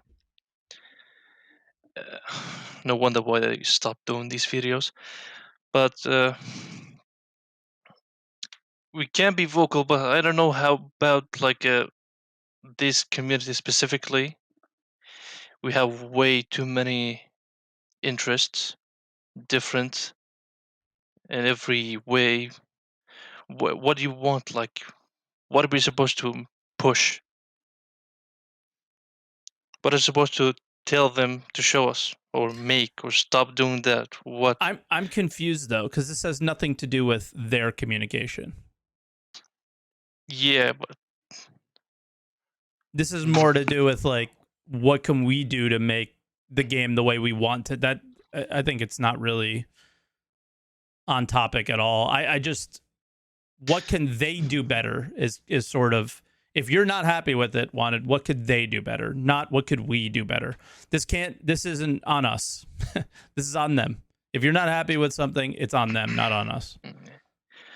Yeah, for me, the updates that they show us have to be either really committed, like when they show it to us, like, yes, we actually gonna deliver this, or don't show anything. So you don't like when they do this is a really early look at that's too much. That's a lot of it feels like they are just trying to grip more people into staying in the game, backing them up, which is understandable, but remember fire propagation? Remember that? I think that's like a good example of, All right. CIG is like human. I try to like have this this take now because I think it's important. Jared's human, the devs are human, and just like any other person, they would get excited about something. And I think what happens is like internally they're like, yo, this is so cool. Let's share it with the community. Because there's no denying that the fire propagation, like watching the table get more burnt and it turned into a crispy thing, like is actually cool. So then they share it with you because they think it's cool, but they don't realize the impact that that has, right? Is like, it's way worse when you show something and then just never do it. Yeah, that's basically why my point about their sharing. Like, please, yes, that's cool, that's all, but are you sure you're gonna deliver that, or what? Yeah, like here's the best part about the fire thing. That cannot possibly come until after all the relays, all the things are put into the ship, venting, life support, all this stuff, right? There's so many things that have to come onto it before the fire ever becomes a reality. And they showed the fire at least a year ago. And now they're just showing the very early look at the first ship out of the 2,000 ships that are in this game that are going to have a little relay in it, which is just power, right? So it's like, that's not healthy communication, and I kind of agree with you on that. Like, but at the same time, I do want to like play devil's advocate sometimes and be like, I can kind of see why they did it. Because they're happy, they're excited that look at this cool thing we want to show, but they don't understand the implications it may have later down the line. And they always try to go with the caveats, but nobody gives a shit about that. We all just want the game, so show us the game. I don't know. That's just that's where I'm at. You can caveat me all day, but 10 years in, not a lot to show for it. I don't know. Yeah, that's the hard part about it. Like, we know it's a ongoing development, but like after 10 years and it's still lagging behind what you want to deliver and what you showed and all of that, just please stop. Yeah. Actually show us what you are delivering, what you're sure that you're gonna deliver, unless you want to hype up people for a specific reason. I don't have much to say because like the Virgil got 90% of it. Yeah. The rest of the people who came before me have said a lot of what 10%. I had in mind. Yeah. Yeah, it happens. That's why I try to push you guys to get in the queue as early as possible, because it ends up getting a little quicker at the end. And I'm like, all right, guys, I think we're done with this call. Let's move on to the next one. So we're saying the same things. Yeah, that my main point in all of this is just show us what you're actually gonna deliver. Yeah. All right. Well, Wanted, we're gonna let you go. I appreciate the call. And see you guys. Yeah, we'll see you. Bye-bye. All right, our next caller is Vorpal Robot. Can you hear me, Vorpal? Yes, sir. All right. You're a little low for me, so I'm bringing you up. Let's start out with the positives like we have with everyone else. Okay, so I think the roadmap updates have been pretty damn good. They need a little more time for me to really believe them fully with stuff moving around a little bit. Monthly report is my favorite thing every month because you actually get to see what they're actually working on, hopefully. I wish they followed up a little bit with that more, so you see some little details and you might want to see a clip of video of some AI work or something like that, or follow up with certain devs. Maybe we can ask them some questions about what we saw in the monthly report, that sort of thing. I mean, I think that they do that, but it's just kind of disconnected from the monthly report. So it's a little dry, yeah. Well, I just mean like you'll get the monthly report, and then maybe a couple weeks later you have an ISC with the sprint report, you see it, and then maybe a few weeks later you have an SCL where those devs are actively talking about it. And yeah, definitely. I'll keep this quick because everyone has said a lot of good stuff there. Let's see, that's about it for the positives, I think. I'm not going to be super negative either, but something like Pillar Talk would be the worst, I think. The heads all talking together. You could see Chris trying to control the narrative a bit. More PR type stuff. I don't know. I don't think we need the PR. I think we just need what's the next update, man? What are we working on? Show it. Move on. What do you think about my thoughts of like less video content but better? Oh no, I agree fully. I like that. Maybe once a month on the roadmap update, like you said. The once a month stuff's good. ISC feels like they're always stretching. Some of them are good. Some of them, I don't know. SCL, I don't really ever watch. Very rarely. Everybody used to watch. SCL used to be very popular, and I think they're literally killing it. But here's the thing where shit gets a little dicey, right? I'll kind of piggyback on your call a little bit for something I want to say. Yeah, I've been following other games a little bit more. I've been looking at Ashes of Creation a bit more for a number of different reasons. I think the way they communicate their vision, and this is the vision of the game, they haven't strayed and gotten too much scope creep or nearly any at all. And then each update, which is only once a month on a live stream, that's it. They show the progress towards that update. Whether this game is going to be good or not, whether this game is the savior of the MMO or not, I'm not going anywhere with that. I don't think that. I'm not following it that closely. I'm not high on Copia, none of that stuff. Yeah. Just from the way they communicate, it, I think, is a very good way of communicating. What it doesn't do is every week it doesn't show off the new cool shiny ship that they're going to sell. It doesn't keep you engaged with the project where you may see a post or a Twitter post or something else about the new shiny ship that's selling. So that's the kind of thing that is a bit different. And where do they have to put out that content, or do they feel like they have to put out that content consistently because of the game's funding model?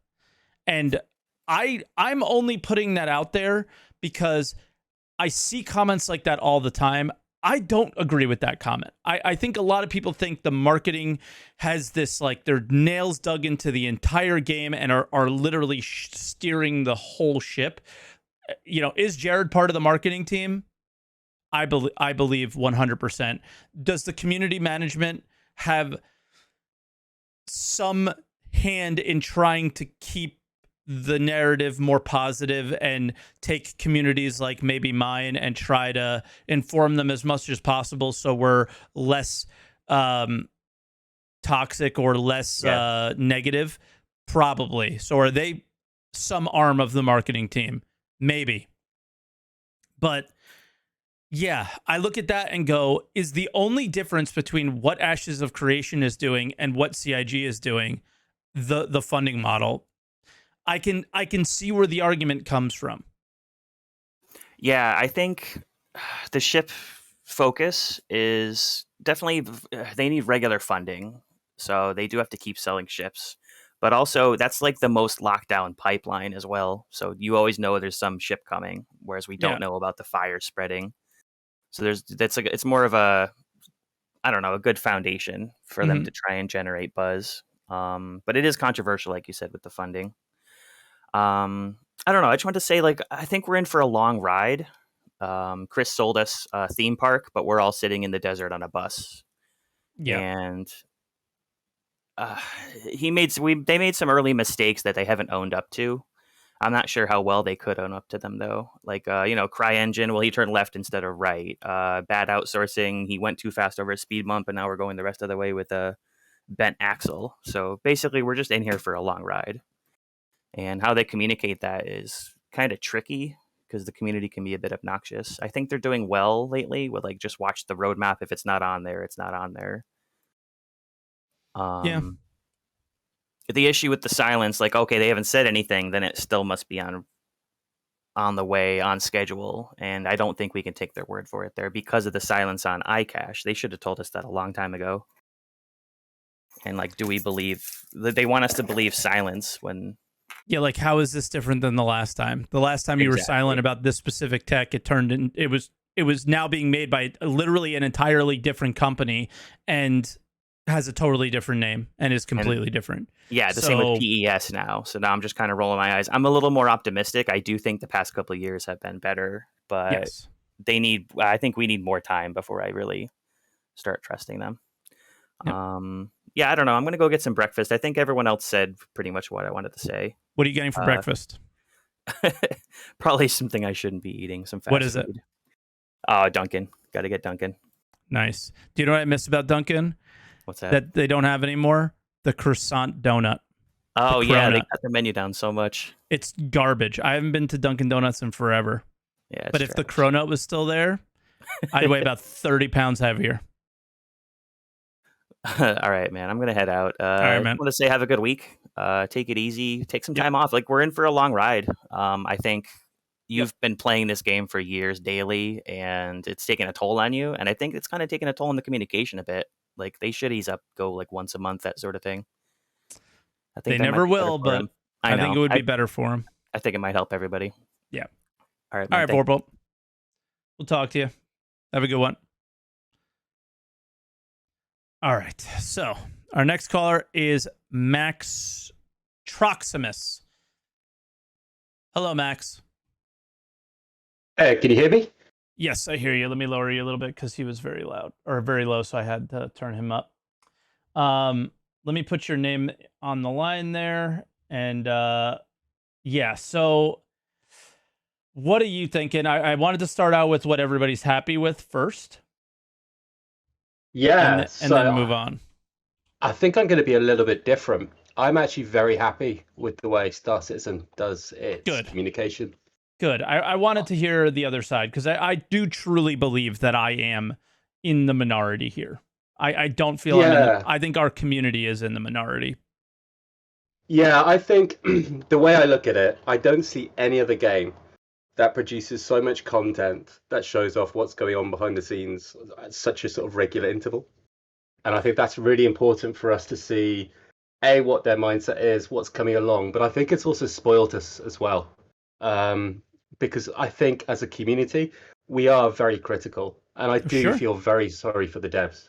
Because if you imagine, these guys are putting their work, putting their lives into creating a project. And if something tiny goes wrong, they got 5 Spectrum threads with keyboard warriors sort of having a go at them. So to me, developing for CIG feels a bit like cock and ball torture. You know, no matter what you do, you're going to have to go through a painful experience. But I think overall, if I've got a background in working for large IT projects. Okay, so it's always like that. God damn it. I wish that, take no offense to this, Max or Matt. It's the people who are interested, okay, like you said, I am interested in the behind the scenes thing, the aspects of it, right? And yeah, I spelled your name wrong on the thing. That's why I'm calling you Max. I just realized that. So let me fix that. But the thing that I notice is everybody who's into the behind the scenes look is a game developer or something of that type. And there, I think that's spelled right. Max Roximus, yeah. So there's nothing wrong with that, and I can see your point of view. I just wonder, do you see mine? I do, like, yeah, because you could see why I wouldn't be interested in it, right? Yeah, and I think the only reason is why I say it's important to me to work in tech is because I can see the problems that they've got that they're not going to be explaining. So, for example, let's look at quantum interdiction, which is something I'm a big fan of. There was a developer who used to come into a Discord channel and used to speak about it, saying, we got this system that was written 5 years ago. No one knows how it's made because the developers left. We can't really touch it because if we make any slight adjustments, we don't know what it's going to break further afield. And I think that's what they're not showing us. They got this huge legacy stuff that's been built for 10 years by people who've left. No one's sort of written it down. And it's very difficult for them to make changes. And I know a lot of people were saying, for example, the Fire VFX. You know, they showed that off months and months ago. Well, the VFX team were very happy they made this Fire, but then it's probably got to go to the coding and engine team who are sort of saying, well, it's going to take us a long time to implement this. So, you know, great that you showed it off, but we should have set expectations that it's going to be a lot further down the line because it's going to take us a while to get this going through. So I think that's probably the challenge they've got. They've got this legacy, traditional platform that making any adjustments, you try and make a change here and it creates a bug elsewhere, which is very difficult to find, which is why development's so slow. But I think one of the biggest updates that we've had this year was they did an AWS platform update, I think a few months ago. And I think that to me was the first big sign that they're getting rid of all this legacy crap and they're starting to modernize a bit. Because if you imagine developing for a game 5 or 7 years ago, our PC systems are far more powerful and you can do so much more now. You've got to get rid of that, replace it with the new. So you're not adding new content, you're just changing the existing, which is still going to be a big piece of work. But that's what's probably given us the 100, 150 player servers now. And I think these are the sort of things that we need to look at and say, yes, they're showing us all this new cool content coming out. We have to be respectful that whilst they're showing it to us, it's probably going to be quite a bit further down the line. But I think overall, the communication and what they're showing us is pretty good compared to other games. Okay. I didn't want to jump in because I'm trying not to be a interrupter. I'm trying to be better. You just speculated completely on whether or like that the AWS update was the thing that allowed us to have 100 to 120 player servers. Pure speculation. Yeah, absolutely. None of that was sort of anything that I've seen or anything that's been written because there's nothing been said about it. Why? Because nothing's been said about it. Right? I'm not here to discredit your opinion on this stuff. It's no, I agree. It's one of those things where they did communicate the AWS thing, and they just said it was no big deal. Just a little AW, just a little thing. They made no big deal. Like it was. I feel like if it was a big deal, they would have made a big deal about it. But again, I'm also speculating. So that's kind of how I look at things. Is the more that they force us to speculate, the more you have situations where you're telling me how it is without truly knowing how it is, and where I'm telling you how it is without truly knowing how it is. And that's why I think the community butts heads sometimes on certain subjects. Not that that's what's happening right now, obviously. I think we're having like a normal conversation like two normal people. But when you're on an internet forum or Reddit or something like that, it will devolve into stupidity most likely, right? So it's because everyone's got their own opinion. I think some people sort of say, have facts, there's no need for opinions. Agreed. I think that's a very good take as well, because you're right. There are some things which are probably important they're not showing us, and it might be the marketing team sitting there going, do we really need to explain this? I mean, one real failing point that I saw from the marketing team with this patch was their trailer was very good, but it didn't mention, I think, the biggest feature of this patch, which was the increase in player population. And I think that's probably because no one saw it coming. Yeah, so I would imagine that video was made because the whole upping the server thing was like done in the PTU. I imagine that video was kind of ready to go a while ago, or the plan for what it would be was done a while ago. So yeah, sort of months in advance. And we know they're going to be prepping for the upcoming CitizenCon as well. I think as long as it's the last CitizenCon for me actually was disappointing. That was something which I felt was pretty bad. Really? Why? Because I thought that they did when for me personally, as far as like the opening the doors of the look behind things, CitizenCon is the only one that I get behind. That I actually will enjoy that stuff. So what about it for you? That actually interests me. Your thoughts on me, that? I felt the build-up was coming to a stage, and this is why I'm not trying to get too excited for this CitizenCon, where there'll be more to show off. Okay. But I was disappointed to see it was ConceptCon. a lot of black and white sketches and drawings, and a lot more promises. But I felt that I thought personally they were going to be in a better position. So that's why with this CitizenCon, I'm not setting myself up to say it's going to be a great one. But I think in the last, was it the vehicle Q&A session, they said they were going to start showing off some things like modularity, which got me quite excited.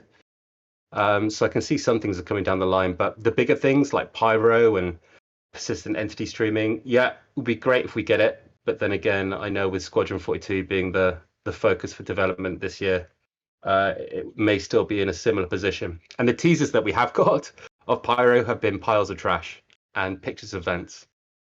So okay, so I don't think they're piles of trash, but I think it's not a good look to do them in general if you don't know if it's coming.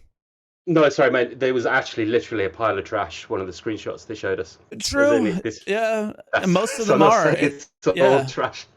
Yeah, most of them are just some like run down something. Yeah. So I think if you take the little wins and try and keep the big wins at the back of your mind, I think the communication, doing it so regularly, I think is good. Okay. I think if they stop doing it, it's going to be poorly looked at by the community. Remember when they took away the 3-month or 4-month ahead or 4-month patch ahead roadmaps?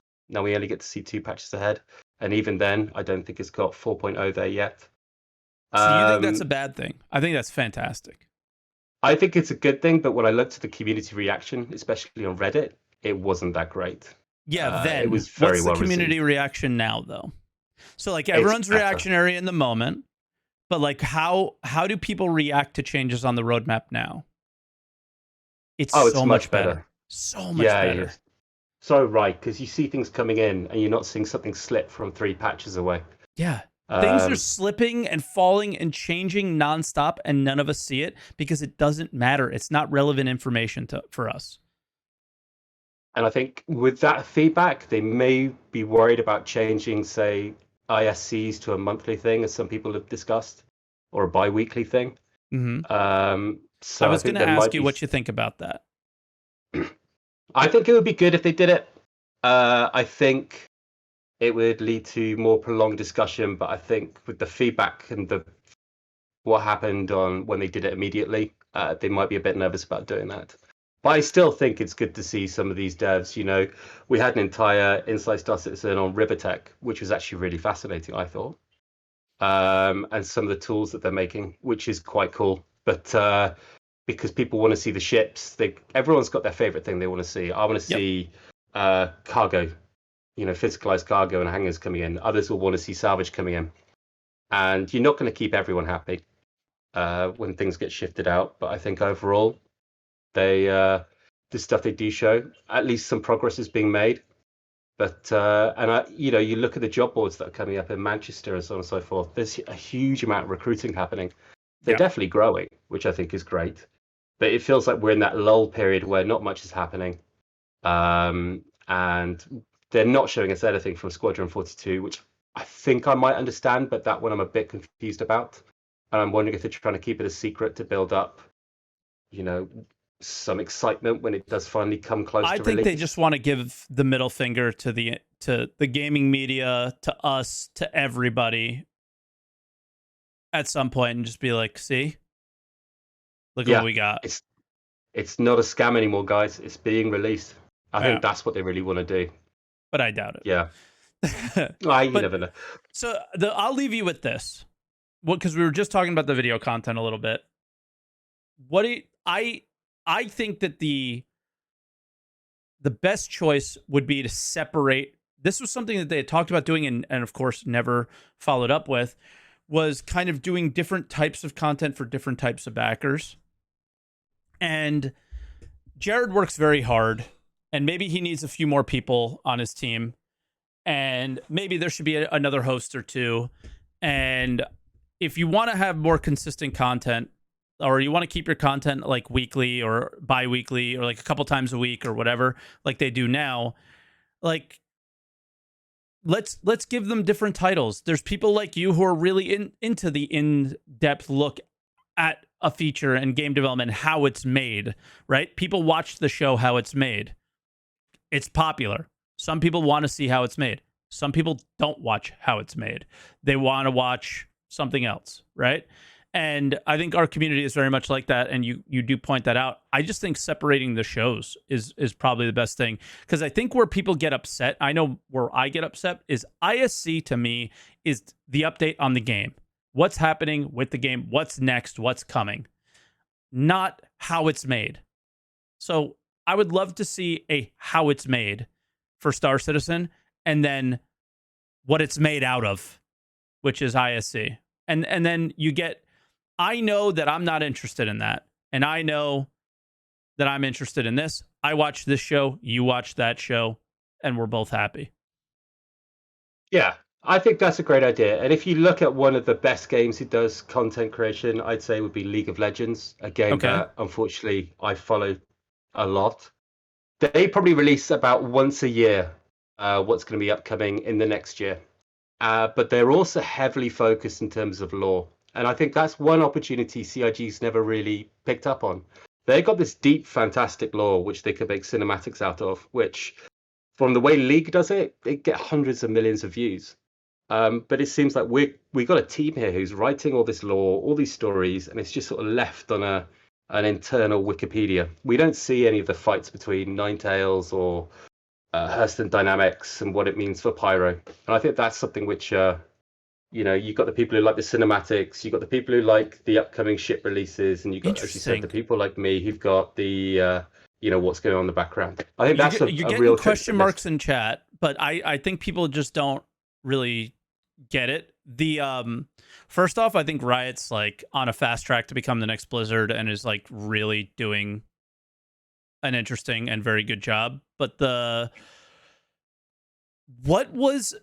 guys, I'm asking the chat that's here, what was the overall community sentiment behind the do you guys remember that like break out of jail cinematic with the Banu? It was like they had the bracers around the girl's wrist, and she had to say something in Banu to connect them and to release them.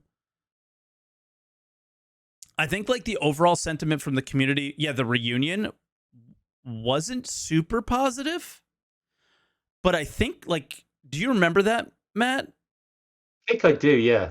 I think I do. I think that was their attempt at that, and then they just didn't do it again. It's difficult to do, and it's not really a marketing tool. It's more of a it's a community building tool. It's a world building thing. Like where I think we watched a video about the world of, I don't know what it's called. What's the world in League called? The universe or whatever. Oh, I know what you mean. Runeterra. Runeterra or something? Yeah. There's several of them, yeah. Yeah. So like there was some guy who was explaining the lore of it, and I think I've played a lot of MMOs in the past, or I've played one in particular for a very, very long time, and feeling connected with that world is very important, and I don't think we feel very connected with the Star Citizen world yet. But when you do hear people talk about where their favorite locations are, Hurston and Microtech and ArcCorp, people do take ownership of those places, and I think you're probably right. That can be something really, really healthy for the community as a whole, is shifting that way and start building upon that. And honestly, all the people on the lore team are like pretty charismatic, really passionate, and quite fun. But I think the issue here is them sitting in their home office on a Zoom call is not the way to do it. I think you're right with the cinematic element. They should be behind the scenes, and the forefront should be in-engine cinematics. Yeah, no, I agree. I think that would be the way I'd take the direction if I was them. But I'm just comparing to what others have done. I think that's super cool and a really neat point that you made. So I think I came with some different points of view. But that was a good discussion. Thank you. Yeah, I appreciate it, Matt. And yeah, we're on different sides of the spectrum, but we're able, I think, at least to be respectful of each other's opinions for sure. I try to be. I truly try to be, guys. People think I'm such an asshole. I'm not. I swear. All right, Matt. We'll talk to you. Be good, buddy. All right. Have a good one. Cheers. Bye, guys. Cheers. All right, and then Raptor is our last caller. Raptor, hello. Hello, can you hear me? I hear you.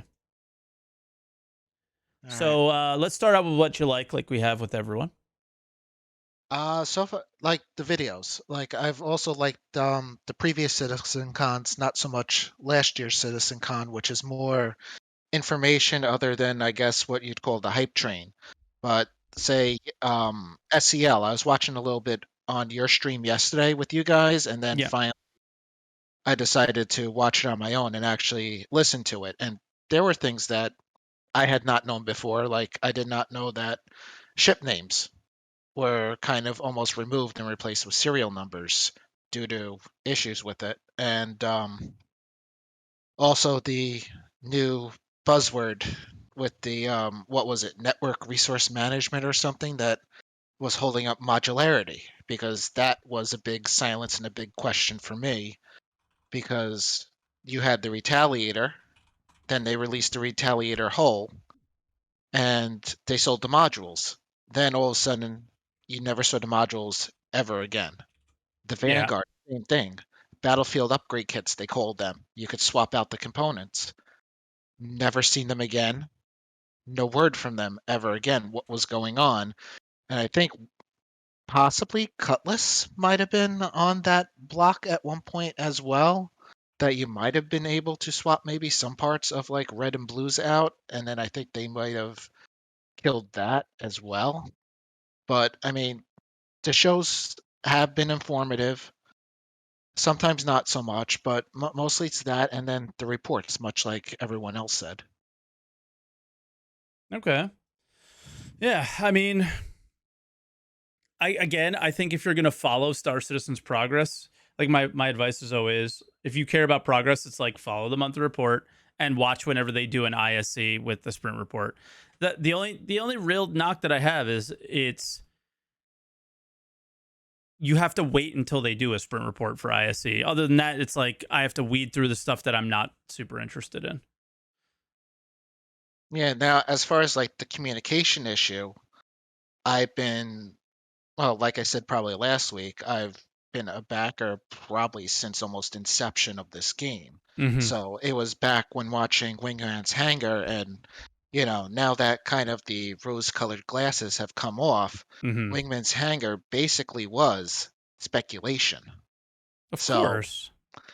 The next question would be to me, unfortunately, is who actually is steering the ship as far as information's getting out? Because I went digging through the videos, and there was way too many videos over the last 9-10 years to find the original Answer the Call. So whose idea was to publish that video 6 years ago, and now 6 years later, they're still bringing systems online. So who was even thinking that it was even going to be playable at that point to get the hype train going, only to have it suddenly get derailed and come crashing to a halt? Then, that's wild.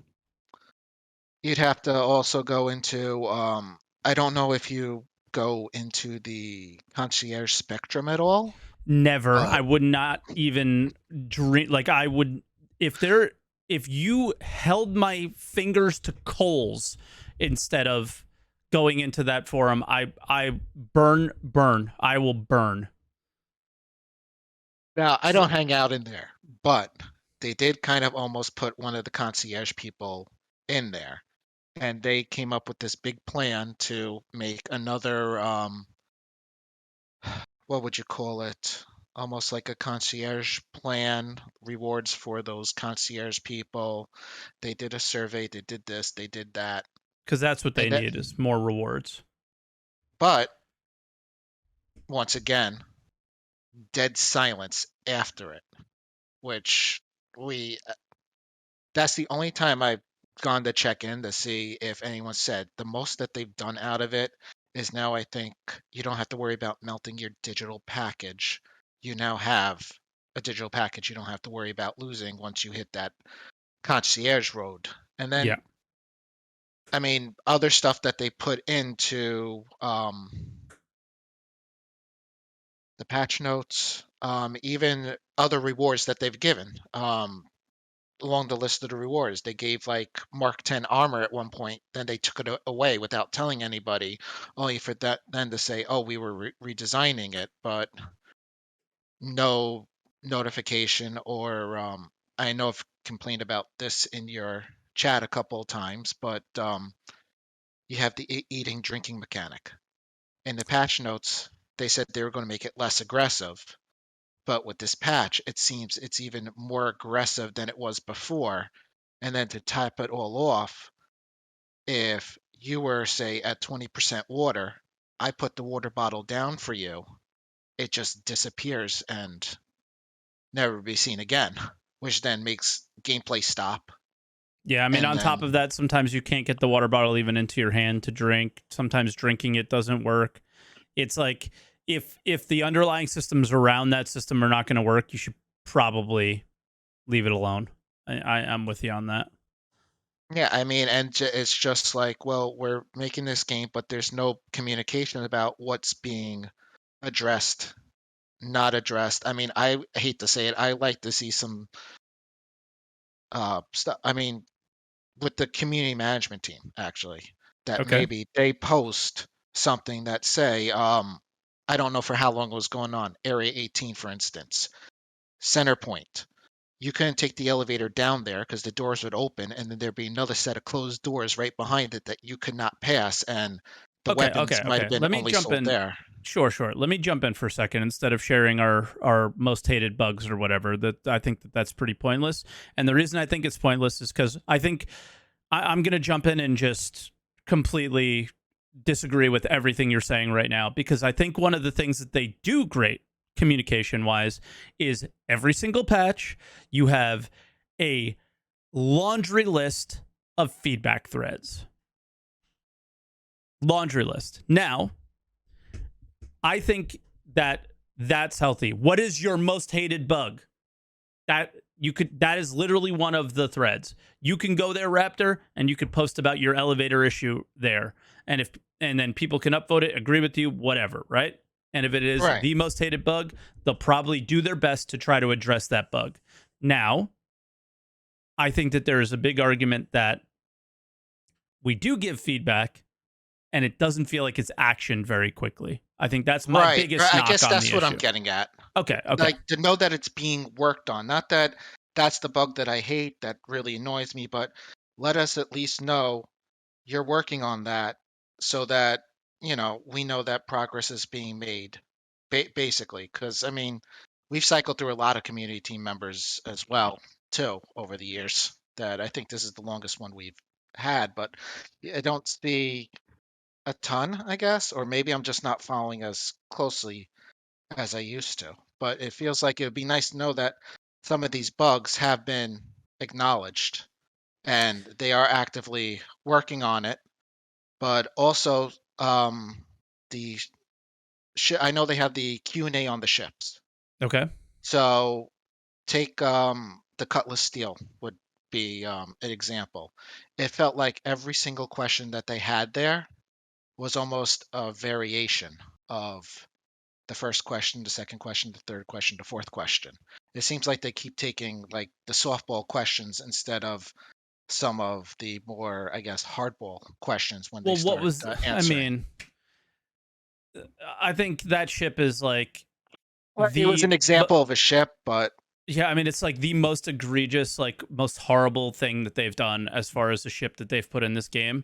That was like the most malicious cash grab that they've done yet, for sure. But I guess it was a bad example. But like when they were doing question and answers, every time I'd see questions and answers, they let the community upvote them, and they felt like they were just nonsense questions, and then like the harder answer questions fall through the cracks. Yeah. Right. And then, and I agree with what you said earlier for the other callers, that maybe some of what they do is because They have all these newer backers, and they want to get the point across to them. The issue is different with that.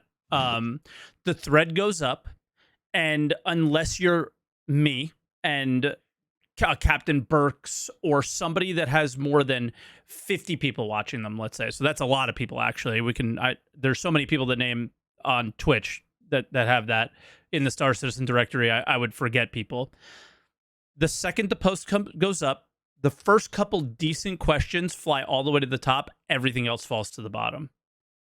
And if somebody has an amazing question, but they post it 2 days after the thread comes out, it's gone. Nobody will ever see it unless you can brigade it to the top, which I've done before because fuck it, the system's broken. And the issue here is that there's no downvote option. There's nobody to say, I disagree with that comment. I downvote it. There's only the way to upvote it. So if 200 people agree with it, it goes up, but nobody brings it back down. I know that there's toxicity with downvotes and stuff. I don't know if that's the actual solution, but there's undeniably a problem with the question and answer threads. They go up. The people who are available at that moment are the ones who get their questions answered, not the top questions. Agreed, which then became, questions like, will the Carrack hold cargo? Yeah. Yeah, but who cares? Yeah. And then the pitiful the one guy cared. Silent. Yeah. But then the pitiful silence on Squadron 42, like what's going on with that? I know they keep doing the whole thing that, well, we want it to be a secret. We want to not leak anything, and I think that happened with the roadmap where they couldn't decide what to do with the Squadron 42 roadmap because they kept being afraid that they would leak something that they didn't want leaked. But you have like a lot of people working on Squadron 42 now. What's going on with it? Yeah. I quickly have to take a little moment here. The thing is I'm not sure if people can actually hear me.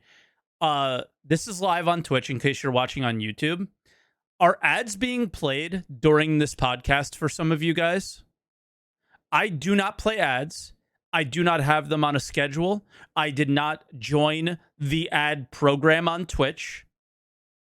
So many people are saying yes. I'm not talking about when you join the stream. I'm talking about mid-stream. Are ads being played? Like you're just hanging out watching. I haven't seen them being played. Okay. Now everybody's saying no. You get them no matter what when you come in. But midstream, yeah. Guys, if you're a sub, you're not going to see them, by the way.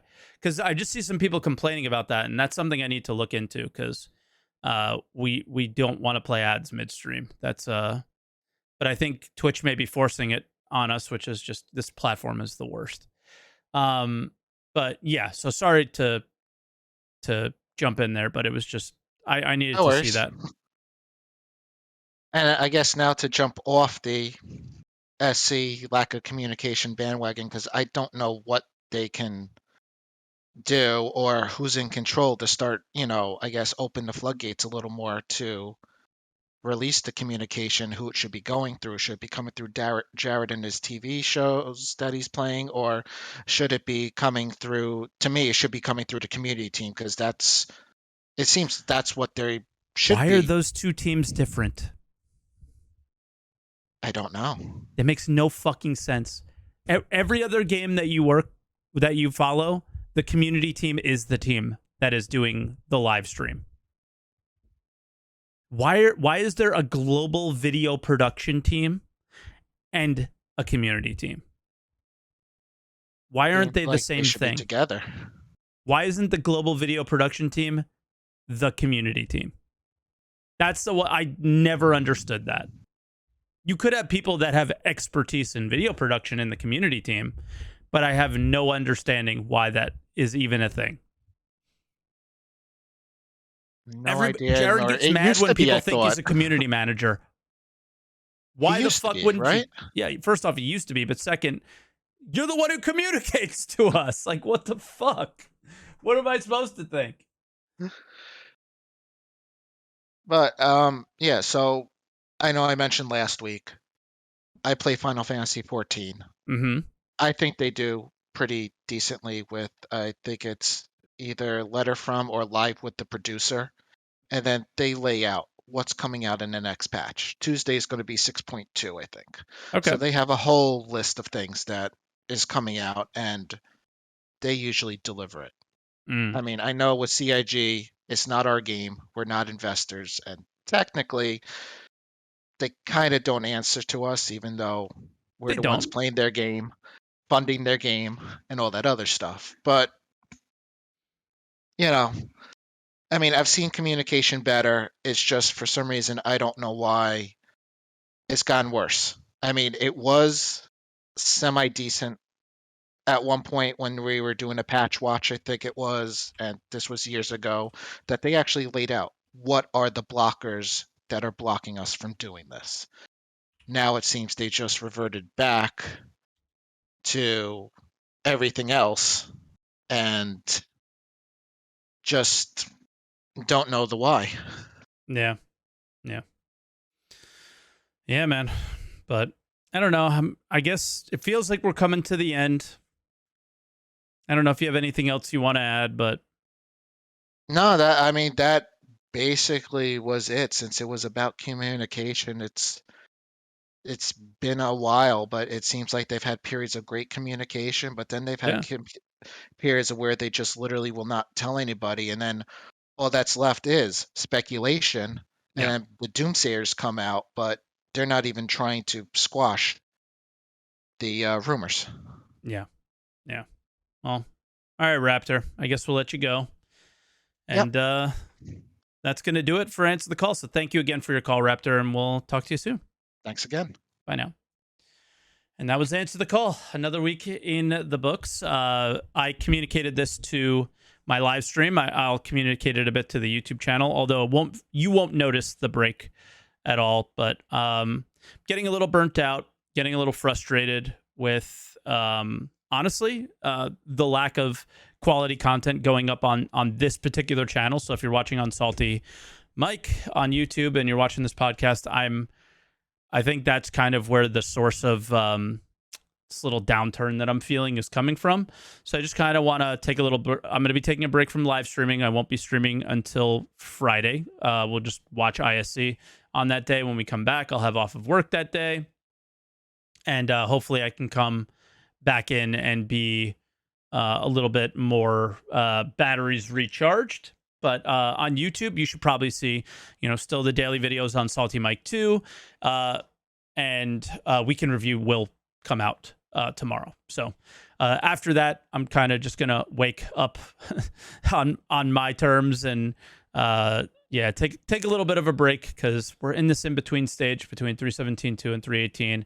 And these are just the worst times to be a live streamer. And it's killing me. So guys, thank you for watching another Star Citizen Live Answer the Call.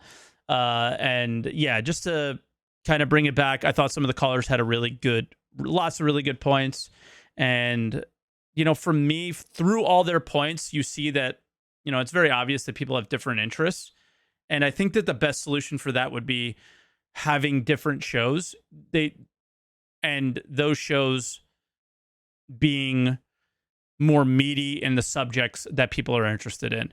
Meaty game dev behind the scenes. Meaty lore videos. Maybe even cinematics like was pointed out, which I thought was such a cool idea. More of the reunion. I thought the reunion was cool, but it also didn't really give a whole lot of lore either. So more in depth they have so much to pull from that it would be awesome to see a lot more from them with that. That was probably one of my favorite suggestions, to be perfectly honest with you, because I think that that's one of the healthiest ways to grow interest in your game is the world building of it, and it will make playing the game so successful. Let's use Blizzard for an example and what Riot's doing right now. I played Warcraft 1. I played Warcraft 2. I did not play Warcraft 3 because I didn't have a computer that could play it. But I think Warcraft 3 started the world building, and then World of Warcraft and the books and things like that create a world that you're invested in and that you want to be in. And the lore of that is what has invested people in the world of what is it, Azeroth, I guess, for many, many years. And I think Riot's kind of on the same path with that, and I don't see why CIG could do that. Did I say so this is just a response to chat, which I never do on the podcast. The best way to communicate about the game's development is more fantasy theory crafting. Really? Is that what I said? Or did I say, is that one way and something that does really help with world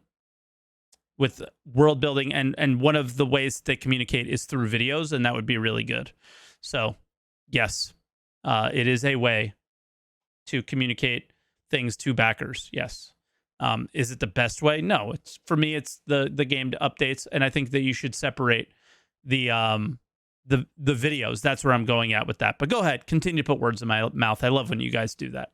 It's my favorite. It's one of the reasons why I'm taking a break, because I can't deal with it anymore. But the idea behind splitting up the videos into, this is a lore video today, next week will be a behind the scenes game dev video, the following week will be an ISC true, this is what's happening sprint report style thing, and then you do a calling all devs or something like that. So from video content, that's what I see as constructive feedback, is split things up but make them focused on what people are interested in. And yeah, as far as anything else, don't leave us in the dark on stuff. That was a common theme with everybody. And they got to talk about 318. This is insane at this point. Where's PES? What's going on? Ridiculous. And with that said, thanks for watching, guys. Leave a like, comment, all that stuff.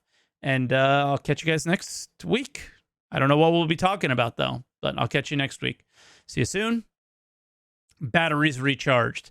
Also, everybody who said that I looked miserable, yes, but I also just look like a homeless person because I didn't get a haircut for 2 months. So that was probably it more than anything. All right. I'll see you guys next week. Be good.